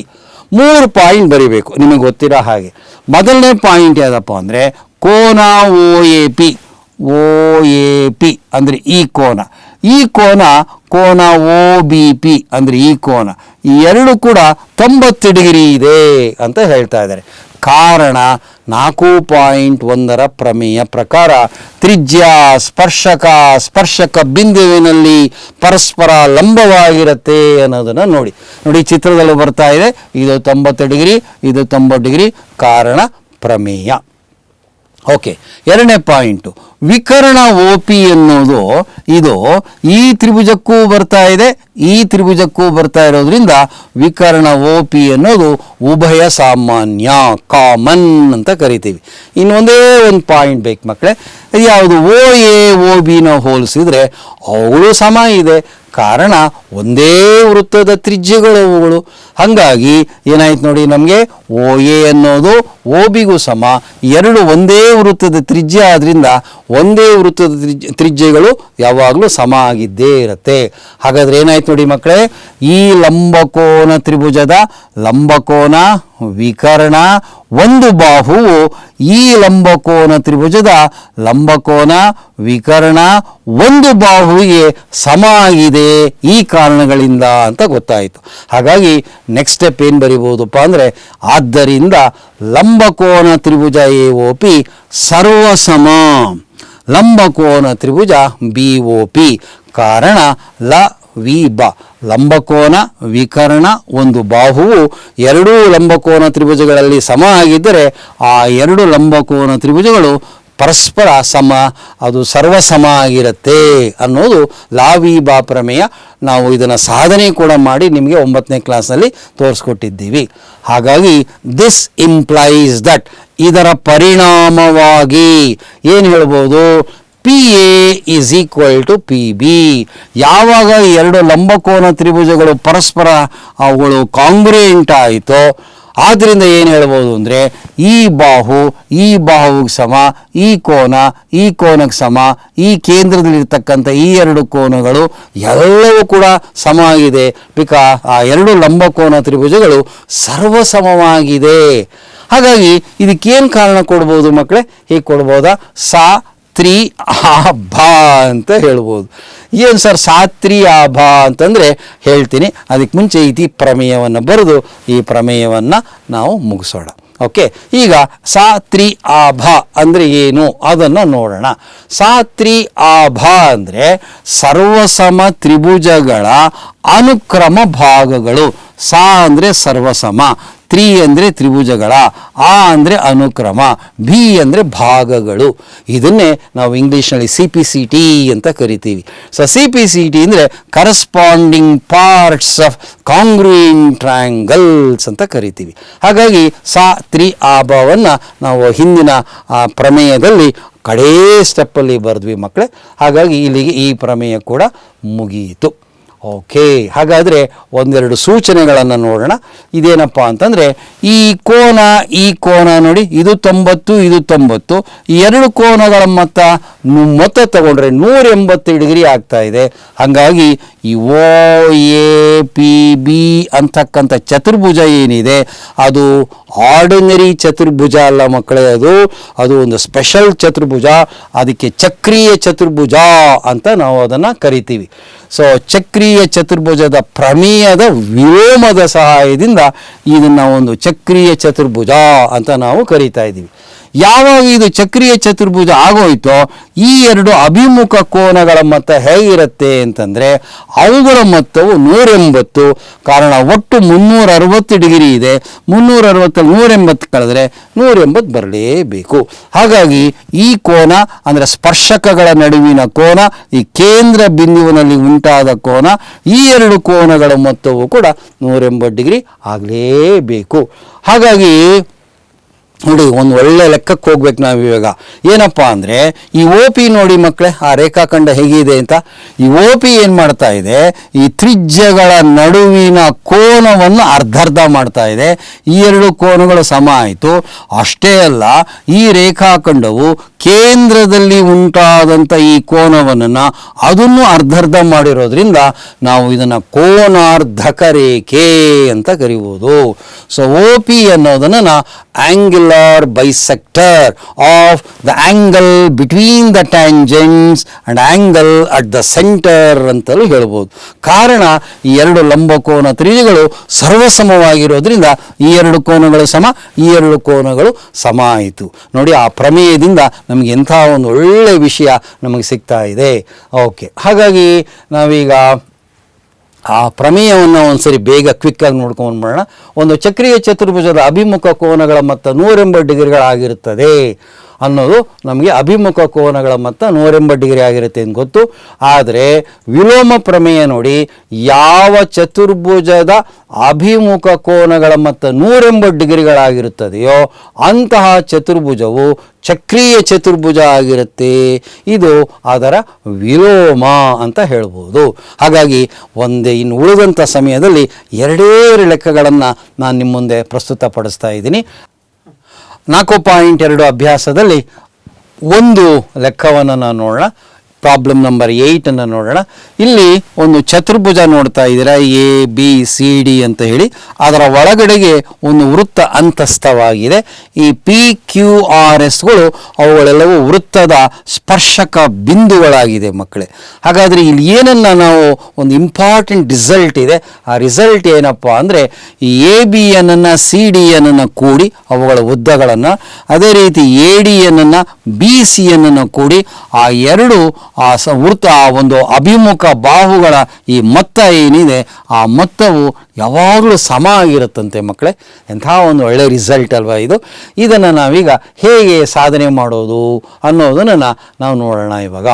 ಸೊ ಈಗ ಡಿ ಎನ್ನನ್ನು ನೀವು ಬಾಹ್ಯ ಬಿಂದು ಅಂತ ತೆಗೆದುಕೊಂಡ್ರೆ ಈ ವೃತ್ತಕ್ಕೆ D S is equal to D R ಆಗುತ್ತೆ. ಸಿ ಎನ್ನನ್ನು ಬಾಹ್ಯ ಬಿಂದು ಅಂತ ತಗೊಂಡ್ರೆ C R is equal to C Q ಆಗುತ್ತೆ. ಬಿನ ಬಾಹ್ಯ ಬಿಂದು ಅಂತ ತಗೊಂಡ್ರೆ B Q is equal to B P ಆಗಿಬಿಡುತ್ತೆ. ಅದೇ ರೀತಿ ಕಡೆಯದಾಗಿ ಎ ಅನ್ನು ಕೂಡ ಬಾಹ್ಯ ಬಿಂದು ಅಂತ ತಗೊಂಡ್ರೆ A P is equal to A S ಆಗುತ್ತೆ ಅಲ್ವಾ. ಹಾಗಾಗಿ ಈಗ ಎ ಬಿ ಪ್ಲಸ್ ಈ ಸಿ ಡಿಯನ್ನು ತಗೊಳ್ಳೋಣ. ನೋಡಿ, ಎ ಬಿ ಅಂದರೆ ಇದು, ಸಿ ಡಿ ಅಂದರೆ ಇದು, ಇವುಗಳ ಮೊತ್ತವನ್ನು ಕಂಡುಹಿಡಿಯೋಣ. ಎ ಬಿ ಅನ್ನು ಏನಂತ ಬರೆಯೋಣ? A P plus P B ಅಂತ ಬರೀಬೋದು. ಇ ಪ್ಲಸ್ ಎ ಪ್ಲಸ್ ಈ ಸಿ ಡಿಯನ್ನು ಏನಂತ ಬರಿಬೋದು ಅಂದರೆ D R plus R C ಅಂತ ಸ್ಪ್ಲಿಟ್ ಮಾಡಿ ಬರಿಬೋದು ಅಲ್ವಾ. ಓಕೆ, ನೆಕ್ಸ್ಟ್ ಸ್ಟೆಪ್ ನೋಡಿ. ಈ ಎ ಪಿಗೆ A P is equal to A S ಆಗಿರೋದರಿಂದ ಎ ಪಿ ಜಾಗದಲ್ಲಿ ಎ ಎಸ್ ಬರೆಯೋಣ. ಇನ್ನು ಪಿ ಬಿ ಜಾಗದಲ್ಲಿ P B is equal to B Q ಆಗಿರೋದ್ರಿಂದ ಪಿ ಬಿ ಜಾಗದಲ್ಲಿ ಬಿ ಕ್ಯೂ ಅನ್ನು ಆದೇಶಿಸೋಣ. ಅದೇ ರೀತಿ ಡಿ ಆರ್ ಇದೆಯಲ್ಲ, ಇದು D R is equal to D S ಆಗಿರೋದ್ರಿಂದ ಡಿ ಆರ್ ಜಾಗದಲ್ಲಿ ಡಿ ಎಸ್ ಅನ್ನು, ಕಡೆಯದಾಗ ಆರ್ ಸಿ ಜಾಗದಲ್ಲಿ ಸಿ ಕ್ಯೂ ಅನ್ನು ಆದೇಶಿಸೋಣ. ಇದಕ್ಕೆ ಕಾರಣ ಪ್ರಮೇಯ 4.2. ಈಗೇನು ಮಾಡೋಣ? ಒಂದು ಸ್ವಲ್ಪ ರೀಅರೇಂಜ್ಮೆಂಟ್ ಮಾಡ್ಕೊಳ್ಳೋಣ. ಎ ಎಸ್ ಅನ್ನು ಡಿ ಎಸ್ ಅನ್ನು ಒಟ್ಟಿಗೆ ಬರ್ಕೊಳ್ಳೋಣ. ಬಿ ಕ್ಯೂನ ಸಿ ಕ್ಯೂನ ಅದೆರಡನ್ನು ಒಟ್ಟಿಗೆ ಬರ್ಕೊಂಡ್ರೆ ನೋಡಿ ನಮ್ಗೆ ಕೂಡೋದಕ್ಕೆ ಭಾಳ ಈಸಿ ಆಗುತ್ತೆ. ಎ ಎಸ್ ಅನ್ನು ಡಿ ಎಸ್ ಅನ್ನು ನೋಡಿ ಇವೆರಡನ್ನ ರೇಖಾಖಂಡವನ್ನು ಕೂಡಿದ್ರೆ ಎ ಡಿ ಬಂದ್ಬಿಡುತ್ತೆ. ಈ ಬಿ ಕ್ಯೂನ ಸಿ ಕ್ಯೂನ ಕೂಡಿದ್ರೆ ಬಿ ಸಿ ಬಂದ್ಬಿಡುತ್ತೆ. So therefore A B plus C D is equal to ಇವೆರಡನ್ನು ಕೂಡಿದ್ರೆ ಎ ಡಿ ಬಂತು. ಬಿ ಕ್ಯೂನ ಸಿ ಕ್ಯೂನ ಕೂಡಿದ್ರೆ ಬಿ ಸಿ ಬರುತ್ತೆ. Therefore A B plus C D is equal to A D plus B C ಅಂತ ಹೇಳಿ ನಾವು ಸಾಧನೆ ಮಾಡಿದಾಗಾಯಿತು. ಎಷ್ಟು ಸುಂದರವಾದಂಥ ಒಂದು ಇಂಪಾರ್ಟೆಂಟ್ ರಿಸಲ್ಟ್ ಅಲ್ವ ಮಕ್ಕಳೇ. ನೆನ್ಪಿಟ್ಕೊಳ್ತೀರಲ್ವ? ಹೀಗೆ ನೆನ್ಪಿಟ್ಕೊಳ್ತೀರಾ ಇದನ್ನು?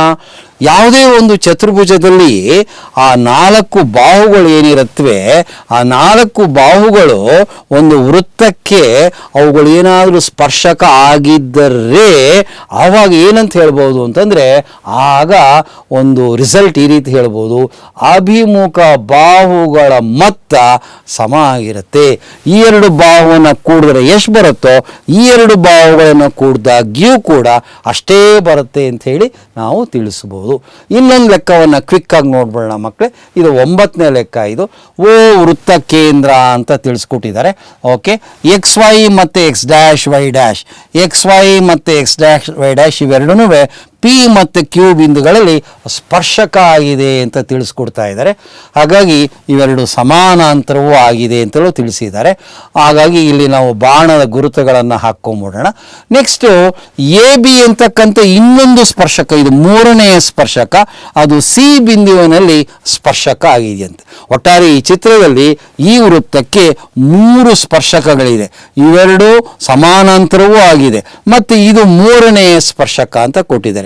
ಈ ಒಂದು ಅಂಶವನ್ನು ಬಳಸ್ಕೊಂಡು ನಾವು ಏನನ್ನು ತಿಳ್ಕೋಬೇಕು ಅಂದರೆ, ಈ ಕೋನವನ್ನು ನೋಡಿ, ಕೋನ ಎ ಒ ಬಿ ನೋಡಿ, ಈ ಕೋನ ಎಷ್ಟಿರುತ್ತೆ ಹೇಳಿ ನೋಡೋಣ, ಜ್ಞಾಪಿಸ್ಕೊಳ್ಳಿ. 9ನೇ ಲೆಕ್ಕ. ಓಕೆ, ಹೌದು, ಈ ಕೋನದ ಅಳತೆಯನ್ನು ನಾವೀಗ ಕಂಡುಹಿಡಿಬೇಕು.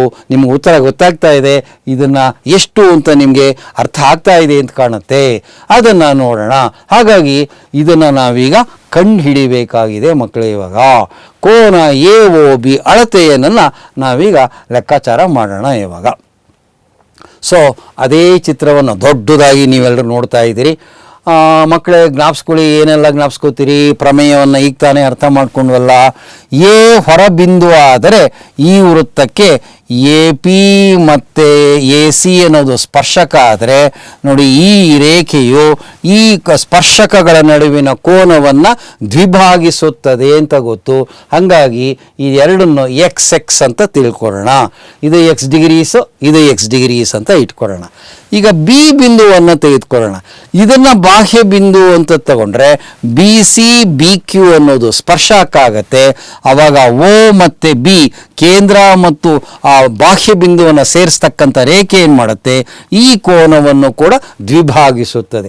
ಹಾಗಾಗಿ ಇದನ್ನು ವೈ ಡಿಗ್ರೀಸ್, ಇದನ್ನು ವೈ ಡಿಗ್ರೀಸ್ ಅಂತ ಇಟ್ಕೊಂಡ್ಬಿಡೋಣ. ಈಗ 4.2 ಪ್ರಮೇಯವನ್ನು ಅದರ ಪ್ರಕಾರ ಇದನ್ನು ಹೇಳಿದ್ದಾಯಿತು. ಈಗ 9ನೇ ಕ್ಲಾಸ್ ಪಾಠ ಕಡೆ ಹೋಗೋಣ. ಈ 2x ಇದೆಯಲ್ಲ, x ಪ್ಲಸ್ ಎಕ್ಸ್ ಅಂದರೆ 2x ಪ್ಲಸ್ ಈ 2y ಇದೆಯಲ್ಲ, ಈ ಕೋನ ಅವೆರಡನ್ನು ಕೂಡಿದ್ರೆ 180 ಡಿಗ್ರಿ ಬರುತ್ತೆ ಗೊತ್ತಲ್ವಾ. ಕಾರಣ ಜ್ಞಾಪಿಸ್ಕೋತೀರಾ? ಈ ಕಡೆ ಬರುತ್ತೆ ನೋಡಿ, ಛೇದಕ ರೇಖೆಯ ಒಂದೇ ಮಗ್ಗಲಲ್ಲಿರುವ ಒಳಕೋನಗಳ ಮೊತ್ತ 180 ಡಿಗ್ರಿ. ಇದೆರಡನ್ನೂ ಪ್ಯಾರಲಲ್ ಲೈನ್ಸ್, ಸಮಾಂತರ ರೇಖೆಗಳು. ಇದನ್ನು ಛೇದಕ ರೇಖೆ ಅಂತ ತೆಗೆದುಕೊಂಡಿದ್ದೆ ಆದರೆ ನೋಡಿ, ಇದೆರಡನ್ನೂ ಒಳಕೋನಗಳು, ಆ ಒಂದೇ ಮಗ್ಗಲಲ್ಲಿರುವ ಒಳಕೋನಗಳು, ಅವುಗಳ ಮೊತ್ತ 180 ಡಿಗ್ರಿ ಅನ್ನೋದನ್ನು ನಾವು 9ನೇ ಕ್ಲಾಸಲ್ಲಿ ಇದನ್ನು ಅರ್ಥ ಮಾಡ್ಕೊಂಡಿದ್ದೀವಿ. ಹಾಗಾಗಿ 2x plus 2y is equal to 180 degrees ಅಂತ ಬರೆದ್ವಿ. ನೆಕ್ಸ್ಟ್ ಸ್ಟೆಪ್ ಯಾರು ಹೇಳ್ತೀರಿ? ಏನು ಮಾಡಿದ್ರೆ ಈ ಕೋನ ಬರುತ್ತೆ ನೋಡಿ ನಮಗೆ?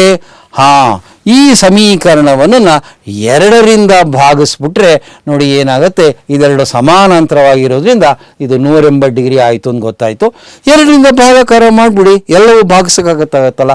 2x-ಅನ್ನು 2ಇಂದ ಡಿವೈಡ್ ಮಾಡಿದ್ರೆ x ಪ್ಲಸ್ 2y-ಅನ್ನು 2ಇಂದ ಡಿವೈಡ್ ಮಾಡಿದ್ರೆ y. 180/2 ಈಸ್ 90. ಅಂದರೆ ಈ ತ್ರಿಭುಜದಲ್ಲಿ OAB ತ್ರಿಭುಜದಲ್ಲಿ x ಅಂದರೆ ಇದು ಪ್ಲಸ್ y ಅಂದರೆ ಈ ಕೋನ, ಈ ಎರಡು ಕೋನ ಕೂಡಿದ್ರೆ ಎಷ್ಟು ಡಿಗ್ರಿ ಆಯಿತು? 90 ಡಿಗ್ರಿ ಆಯಿತು. ತ್ರಿಭುಜದ 3 ಕೋನಗಳ ಮೊತ್ತ ಎಷ್ಟು? 180 ಡಿಗ್ರಿ. 180 90 ಕಳೆದರೆ ಎಷ್ಟಾಗಬೇಕು? ಈ ಕೋನ 90 ಡಿಗ್ರಿ ಆಗಲೇಬೇಕು. ದೇರ್ಫೋರ್ ಟ್ರಯಾಂಗಲ್ OAB ನಲ್ಲಿ ಈ ಕೋನ OAB ಎಷ್ಟು ಡಿಗ್ರಿ ಇದೆಯಪ್ಪ ಅಂದರೆ 90 ಡಿಗ್ರಿ ಇದೆ ಅಂತ ಹೇಳಿದಾಗಾಯಿತು ಮಕ್ಕಳೇ. ಹಾಗಾಗಿ ಈ ಒಂದು ನಾವು ಅಧ್ಯಾಯದಲ್ಲಿ 2 ವಿಶೇಷವಾದ ವೃತ್ತಕ್ಕೆ ಸಂಬಂಧಪಟ್ಟಂಥ, ಸ್ಪರ್ಶಕಗಳಿಗೆ ಸಂಬಂಧಪಟ್ಟಂಥ 2 ಪುಟಾಣಿ ಪ್ರಮೇಯಗಳನ್ನು, ಅದರ ವಿಲೋಮವನ್ನು, ಆ ಉಪಪ್ರಮೇಯಗಳನ್ನು, 2 ಲೆಕ್ಕಗಳನ್ನು ಅರ್ಥ ಮಾಡ್ಕೊಂಡ್ವಿ. ಇನ್ನು ಉಳಿದಂಥ ಎಲ್ಲ ಲೆಕ್ಕಗಳನ್ನು ಇದೇ ರೀತಿಯಲ್ಲಿ ನೀವೆಲ್ಲರೂ ಕೂತ್ಕೊಂಡು ಅರ್ಥ ಮಾಡ್ಕೊಳ್ಳಿ. ನಿಮಗೆಲ್ರಿಗೂ ಒಳ್ಳೆಯದಾಗಲಿ ಅಂತ ಹಾರೈಸ್ತಾ ಇದ್ದೀನಿ. ನಮಸ್ಕಾರ.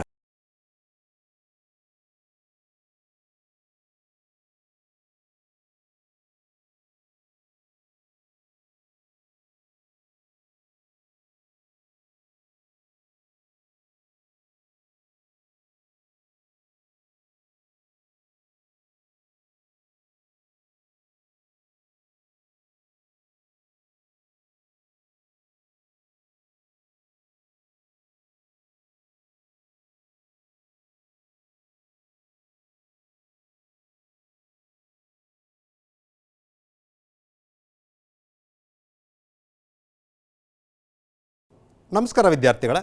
10ನೇ ತರಗತಿಯ ವಿಜ್ಞಾನ ಪುನರಾವರ್ತಿತ ತರಗತಿಗಳಿಗೆ ಮತ್ತೊಮ್ಮೆ ತಮಗೆಲ್ಲರಿಗೂ ಸ್ವಾಗತ. ಈ ದಿನ ನಾವು 10ನೇ ತರಗತಿಯ ವಿಜ್ಞಾನ ಪಾಠದ ನಿಯಂತ್ರಣ ಮತ್ತು ಸಹಭಾಗಿತ್ವವನ್ನು ಕುರಿತು ಚರ್ಚೆ ಮಾಡೋಣ. ಈ ಅಧ್ಯಾಯದಲ್ಲಿ ಪ್ರಮುಖ ಕಲಿಕಾಂಶಗಳು ಯಾವುದು ಅಂದರೆ ಪ್ರಾಣಿಗಳ ನರವ್ಯೂಹ, ಪರಾವರ್ತಿತ ಕ್ರಿಯೆ, ಪರಾವರ್ತಿತ ಚಾಪ, ಮಾನವನ ಮಿದುಳು, ಸಸ್ಯಗಳಲ್ಲಿ ಪ್ರಚೋದನೆಗೆ ತಕ್ಷಣ ಪ್ರತಿಕ್ರಿಯೆ, ಬೆಳವಣಿಗೆಯಿಂದ ಉಂಟಾಗುವಂತಹ ಚಲನೆ, ಮಾನವರಲ್ಲಿ ಅಂತಃಸ್ರಾವಕ ಗ್ರಂಥಿಗಳು, ಇವೆಲ್ಲವನ್ನೂ ಸಹ ಚರ್ಚೆ ಮಾಡೋಣ. ಮತ್ತು ಪರೀಕ್ಷಾ ದೃಷ್ಟಿಯಿಂದ ಈ ಪಾಠದಿಂದ ಬರುವಂತಹ ಎಲ್ಲ ಪ್ರಶ್ನೆಗಳನ್ನು ಸಹ ಮತ್ತೊಮ್ಮೆ ಪರಾಮರ್ಶೆ ಮಾಡೋಣ. ವಿದ್ಯಾರ್ಥಿಗಳ ಜೀವಿಗಳಲ್ಲಿ ಸಹಭಾಗಿತ್ವ ಮತ್ತು ನಿಯಂತ್ರಣ ಹೇಗಾಗುತ್ತೆ ಅನ್ನುವಂಥದ್ದು ತಿಳ್ಕೊಳ್ಳೋಣ. ಈ ಸಸ್ಯಗಳಲ್ಲಾಗಬಹುದು ಅಥವಾ ಪ್ರಾಣಿಗಳಲ್ಲಾಗಬಹುದು, ಎಲ್ಲ ಜೀವಿಗಳಲ್ಲೂ ಸಹ ಈ ಸಹಭಾಗಿತ್ವ ಮತ್ತು ನಿಯಂತ್ರಣಕ್ಕೆ ಬಹಳ ಮುಖ್ಯವಾಗಿ ಅಂತಃಸ್ರಾವಕ ಗ್ರಂಥಿಗಳಾಗಬಹುದು ಅಥವಾ ನರವ್ಯೂಹ ಆಗಬಹುದು ಪಾತ್ರವಹಿಸುತ್ತದೆ. ಮುಖ್ಯವಾಗಿ ಪ್ರಾಣಿಗಳಲ್ಲಿ ನಿಯಂತ್ರಣ ಮತ್ತು ಸಹಭಾಗಿತ್ವ ನರವ್ಯೂಹದಿಂದಾನೇ ಮುಖ್ಯವಾಗಿ ಉಂಟಾಗುತ್ತೆ. ಅದರ ಜೊತೆಗೆ ಅಂತಃಸ್ರಾವಕ ಗ್ರಂಥಿಗಳು ಸಹ ಸೇರಿಕೊಳ್ತವೆ. ಈ ನರವ್ಯೂಹವು ಏನಾಗಿರುತ್ತಪ್ಪ ಅಂತಂದರೆ ನರಕೋಶದಿಂದ ಮಾಡಲ್ಪಟ್ಟಿರುತ್ತೆ.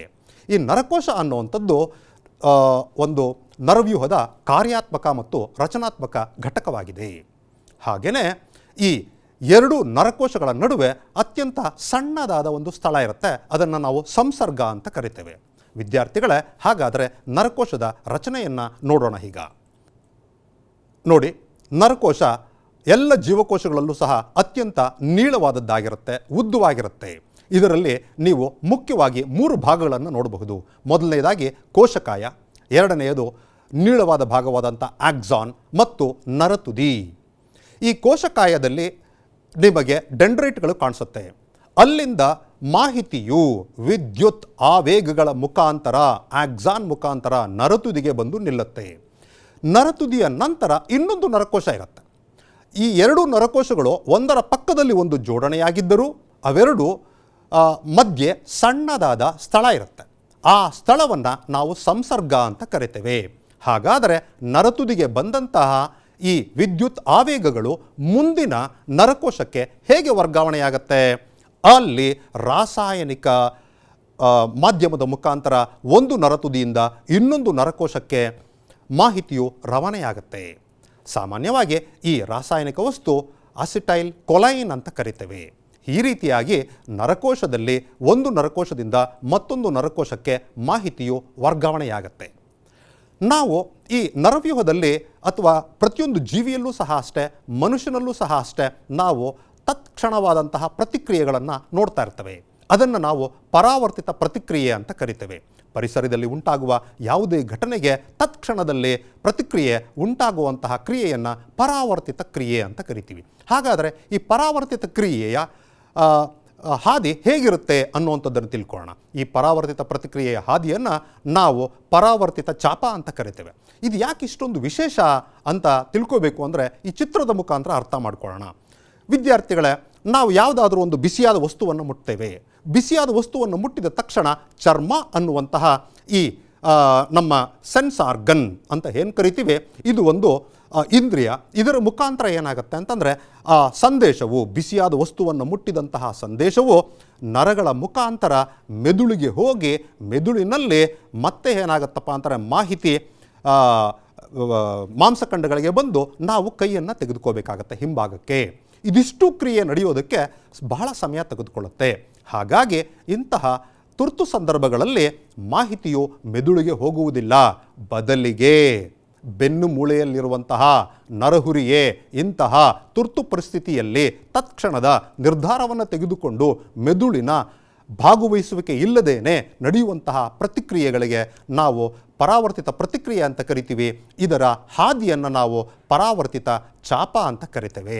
ಇದನ್ನು ನಾವು ಚಿತ್ರದಲ್ಲಿ ನೋಡಿದ್ದೇವೆ. ಇದೇ ರೀತಿಯಾದಂತಹ ಹಲವಾರು ಪ್ರತಿಕ್ರಿಯೆಗಳು ಮನುಷ್ಯನಲ್ಲಿ ಮತ್ತು ಪ್ರತಿಯೊಂದು ಜೀವಿಯಲ್ಲೂ ಸಹ ಉಂಟಾಗುತ್ತದೆ. ಇದನ್ನು ಪರಾವರ್ತಿತ ಚಾಪ ಅಂತ ಕರಿತೇವೆ. ಆಯಿತು ವಿದ್ಯಾರ್ಥಿಗಳೇ, ಮುಂದೆ ಈ ಮಾನವನ ಮಿದುಳು ಮತ್ತು ಅದರ ಕಾರ್ಯವೈಖರಿ ಎಲ್ಲವನ್ನೂ ಸಹ ತಿಳ್ಕೊಳ್ಳೋಣ. ನೋಡಿ, ಮಾನವನ ಮಿದುಳು ಎಲ್ಲ ಪ್ರಾಣಿಗಳಿಗೂ ಹೋಲಿಸಿದಾಗ ಅತ್ಯಂತ ಹೆಚ್ಚು ವಿಕಸನಗೊಂಡಿರುವ ಮತ್ತು ಹೋಲಿಕೆಯಲ್ಲಿ ಅತ್ಯಂತ ಹೆಚ್ಚು ಮಿದುಳನ್ನು ಹೊಂದಿರುವಂಥದ್ದೇನೆ ಮಾನವ. ಗಾತ್ರದ ಹೋಲಿಕೆಯಲ್ಲಿ ಮಾನವನ ಮಿದುಳು ಎಲ್ಲ ಜೀವಿಗಳಿಗೂ ಸಹ ಅತಿ ಹೆಚ್ಚು ಗಾತ್ರವನ್ನು ಹೊಂದಿದೆ. ಸರಿಸುಮಾರು 1400 CCಗಳಷ್ಟು ಅದರ ಗಾತ್ರ ಇರುತ್ತೆ. ಈಗ ನೀವು ಮೆದುಳಿನ ಚಿತ್ರವನ್ನು ನೋಡ್ತಾ ಇದ್ದೀರಿ. ಅದರಲ್ಲಿ 3 ಮುಖ್ಯ ಭಾಗಗಳಿರುತ್ತೆ: ಮುಮ್ಮೆದುಳು, ಮಧ್ಯಮೆದುಳು ಮತ್ತು ಹಿಮ್ಮೆದುಳು ಅಂತ. ಮುಮ್ಮೆದುಳಿನಲ್ಲಿ ಅತ್ಯಂತ ದೊಡ್ಡ ಭಾಗವಾದಂತಹ ಮಹಾಮಸ್ತಿಷ್ಕವನ್ನು ನೋಡ್ತಾ ಇದ್ದಾರೆ. ಈ ಮಹಾಮಸ್ತಿಷ್ಕ ಹಲವಾರು ಮಡಿಕೆಗಳನ್ನು ಹೊಂದಿದೆ. ಹಾಗೆಯೇ ಮಧ್ಯಮೆದುಳು ಸಹ ಹೈಪೋಥ್ಯಾಲಮಸನ್ನು ಮತ್ತು ಥ್ಯಾಲಮಸನ್ನು ಸಹ ಹೊಂದಿದೆ. ಅದಲ್ಲದೆ ಅದರಲ್ಲಿ ಪ್ರಮುಖವಾದ ಒಂದು ಗ್ರಂಥಿ ಇರುತ್ತದೆ, ಅದನ್ನು ಪಿಟ್ಯೂಟರಿ ಗ್ರಂಥಿ ಅಂತ ಕೂಡ ಕರಿತೀವಿ. ಹಾಗೆಯೇ ಹಿಮ್ಮೆದುಳಿಗೆ ಬಂದಾಗ ನೀವು ಅನುಮಸ್ತಿಷ್ಕ, ಮೆಡುಲ್ಲಾ ಬ್ಲಾಂಗಾಟ ಮತ್ತು ಪಾನ್ಸ್ ಅನ್ನುವಂತಹ 3 ಮುಖ್ಯ ಭಾಗಗಳನ್ನು ಸಹ ನೋಡ್ತಾರೆ. ಪರೀಕ್ಷಾ ದೃಷ್ಟಿಯಿಂದ ಈ ಚಿತ್ರ ಬಹಳ ಮುಖ್ಯವಾಗಿದೆ. ಇದನ್ನು ನೀವೆಲ್ಲರೂ ಸಹ ಅಭ್ಯಾಸ ಮಾಡಬೇಕು. ಇದು ಕಷ್ಟ ಅಂತ ಅನ್ಕೋಬೇಡಿ, ಇದನ್ನೂ ಸಹ ನೀವು ಸುಲಭವಾಗಿ ಅಭ್ಯಾಸ ಮಾಡೋದಕ್ಕೆ ಸಾಧ್ಯ ಇದೆ. ಇದನ್ನೆಲ್ಲ ನೀವು ಮಾಡಿರ್ತೀರಿ ಅಂತ ಅಂದ್ಕೊಳ್ತಾ, ಹೀಗಾದರೆ ಈ ಮಾನವನ ಮಿದುಳಿನ ಚಿತ್ರ ಮಾತ್ರ ಕೊಡ್ತಾರಾ ಅಂದರೆ ಇಲ್ಲ, ಇದರ ಪ್ರತಿಯೊಂದು ಭಾಗಗಳೂ ಸಹ ಏನೇನು ಕಾರ್ಯನಿರ್ವಹಿಸ್ತವೆ ಅದನ್ನೂ ಸಹ ನಾವು ತಿಳ್ಕೋಬೇಕು. ಪರೀಕ್ಷೆಯಲ್ಲಿ ಇದರ ಮೇಲೂ ಸಹ ಪ್ರಶ್ನೆ ಬರುವಂತಹ ಸಂಭವನೀಯತೆ ಇರುತ್ತದೆ ವಿದ್ಯಾರ್ಥಿಗಳೇ. ಹಾಗಾದರೆ ನಾವು ಈ ಮೆದುಳಿನ ಪ್ರತಿಯೊಂದು ಭಾಗದ ಕಾರ್ಯವನ್ನು ತಿಳ್ಕೊಳ್ತಾ ಹೋಗೋಣ. ಮೊದಲನೇದಾಗಿ ನಾನು ಹೇಳಿದ ಹಾಗೆ ಮಹಾಮಸ್ತಿಷ್ಕ ಅದು ಮುಮ್ಮೆದುಳಿನಲ್ಲಿರುತ್ತದೆ. ಇದು ಮೆದುಳಿನ ಅತ್ಯಂತ ದೊಡ್ಡ ಭಾಗವಾಗಿದೆ. ನಾವೆಲ್ಲರೂ ಸಹ ಈಗ ಎಚ್ಚರಿಕೆಯ ಸ್ಥಿತಿಯಲ್ಲಿ ಇದ್ದೀವಿ ಅಂದರೆ ಅದಕ್ಕೆ ಪ್ರಮುಖವಾದ ಕಾರಣ ಮಹಾಮಸ್ತಿಷ್ಕವಾಗಿರುತ್ತೆ. ಮನುಷ್ಯ ನಿದ್ದೆ ಮಾಡ್ತಾ ಇದ್ದಾಗ ಮಹಾಮಸ್ತಿಷ್ಕ ವಿಶ್ರಾಂತ ಸ್ಥಿತಿಯಲ್ಲಿರುತ್ತೆ, ಮೆದುಳೆಲ್ಲ ವಿಶ್ರಾಂತ ಸ್ಥಿತಿಯಲ್ಲಿರುತ್ತೆ. ಮನುಷ್ಯ ಒಬ್ಬ ಎಚ್ಚರದಿಂದ ಇದ್ದಾನೆ ಅಂತಂದರೆ ಅದು ಮಹಾಮಸ್ತಿಷ್ಕ ಚಟುವಟಿಕೆಯಿಂದ ಕೂಡಿದೆ. ಇದರಲ್ಲಿ ಎಲ್ಲ ಆಲೋಚನೆಗಳು ಸಹ ಉಂಟಾಗುವಂಥದ್ದು ಈ ಮಹಾಮಸ್ತಿಷ್ಕದ ಭಾಗದಲ್ಲೇ ಆಗಿರುತ್ತದೆ. ಅದಲ್ಲದೆ ನಮ್ಮಲ್ಲಿರುವಂತಹ ಎಲ್ಲ ಇಂದ್ರಿಯಗಳು ಸಹ ಕಾರ್ಯನಿರ್ವಹಣೆ ಮಾಡುವಂಥದ್ದು ಇದರ ನಿಯಂತ್ರಣದಲ್ಲೇ ಇರುತ್ತದೆ. ಶ್ರವಣ ಆಗಬಹುದು, ವಾಸನೆ, ದೃಷ್ಟಿ, ಈ ಎಲ್ಲ ಕಾರ್ಯಗಳ ವಿಶೇಷತೆಯನ್ನು ಈ ಮಹಾಮಸ್ತಿಷ್ಕ ಪಡೆದಿರುತ್ತದೆ. ಇನ್ನು ಅನುಮಸ್ತಿಷ್ಕ ಇದು ಏನು ಕೆಲಸ ಮಾಡುತ್ತೆ ಅಂತಂದರೆ, ನಮ್ಮ ದೇಹದಲ್ಲಿರುವಂತಹ ಐಚ್ಛಿಕ ಕ್ರಿಯೆಗಳನ್ನು ನಿಖರವಾಗಿ ನಿಯಂತ್ರಣ ಮಾಡುತ್ತೆ. ಉದಾಹರಣೆಗೆ, ನಾನು ನಿಮ್ಮ ಮುಂದೆ ನಿಂತಿದ್ದೀನಿ, ಈ ದೇಹದ ಭಂಗಿಗೆ ಮುಖ್ಯವಾದ ಕಾರಣ ಅನುಮಸ್ತಿಷ್ಕವಾಗಿರುತ್ತದೆ.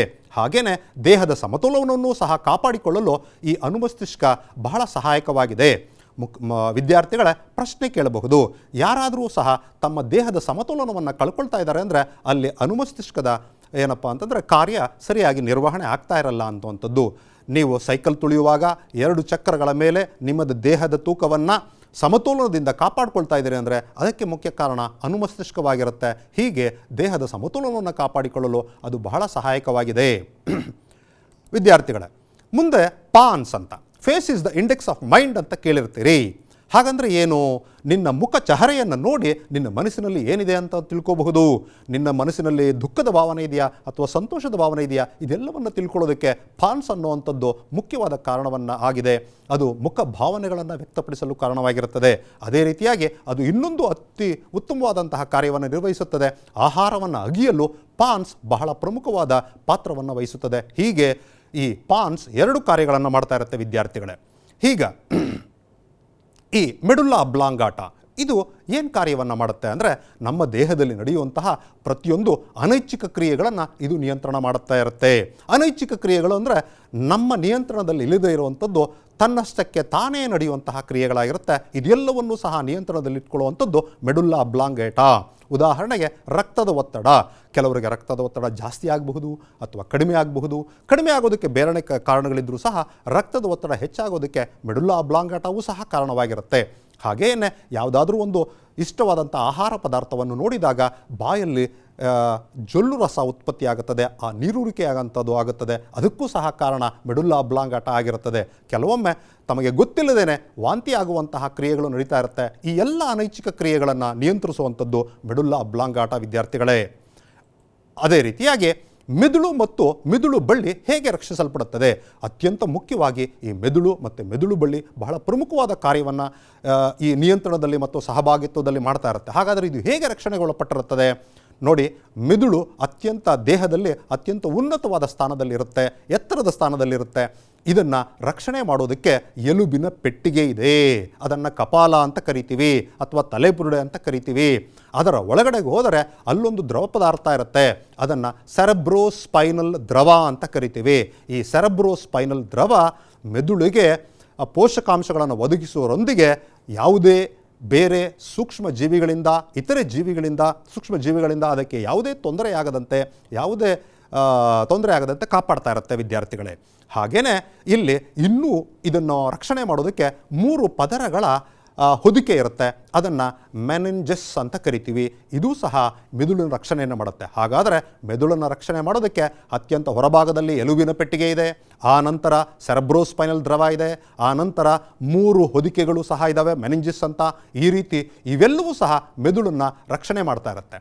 ಅದೇ ರೀತಿಯಾಗಿ ಮೆದುಳು ಬಳ್ಳಿಯನ್ನು ರಕ್ಷಣೆ ಮಾಡೋದಕ್ಕೆ ಕಶೇರು ಸ್ತಂಭ ಇರುತ್ತೆ. ಅದು ಸಹ ಬೆನ್ನುಮೂಳೆ ಅಂತ ಕರಿತೀವಿ ಅದನ್ನು. ಅದರಲ್ಲೂ ಸಹ ಏನಪ್ಪ ಅಂತಂದರೆ ಸೆರೆಬ್ರೋಸ್ಪೈನಲ್ ದ್ರವ ಇರುತ್ತೆ. ಅದು ಸಹ ಮೆದುಳು ಬಳ್ಳಿಯನ್ನು ಪೋಷಕಾಂಶಗಳನ್ನು ಒದಗಿಸುವಂಥದ್ದು ಮತ್ತು ರಕ್ಷಣೆಯನ್ನು ಮಾಡುವಂತಹ ಕಾರ್ಯವನ್ನು ಮಾಡ್ತಾ ಇರುತ್ತೆ ವಿದ್ಯಾರ್ಥಿಗಳೇ. ಇನ್ನು ಈಗ ಜೀವಿಗಳಲ್ಲಿ ಮನುಷ್ಯರಲ್ಲಿ ನೋಡಿದ್ವಿ, ಪ್ರಾಣಿಗಳಲ್ಲಿ ನೋಡಿದ್ವಿ, ಅದೇ ರೀತಿಯಾಗಿ ಸಸ್ಯಗಳಲ್ಲೂ ಸಹ ಪ್ರಚೋದನೆಗೆ ತಕ್ಷಣ ಪ್ರತಿಕ್ರಿಯೆ ಕೊಡುತ್ತಾ ಅನ್ನುವಂಥ ಪ್ರಶ್ನೆ ಬರುತ್ತೆ.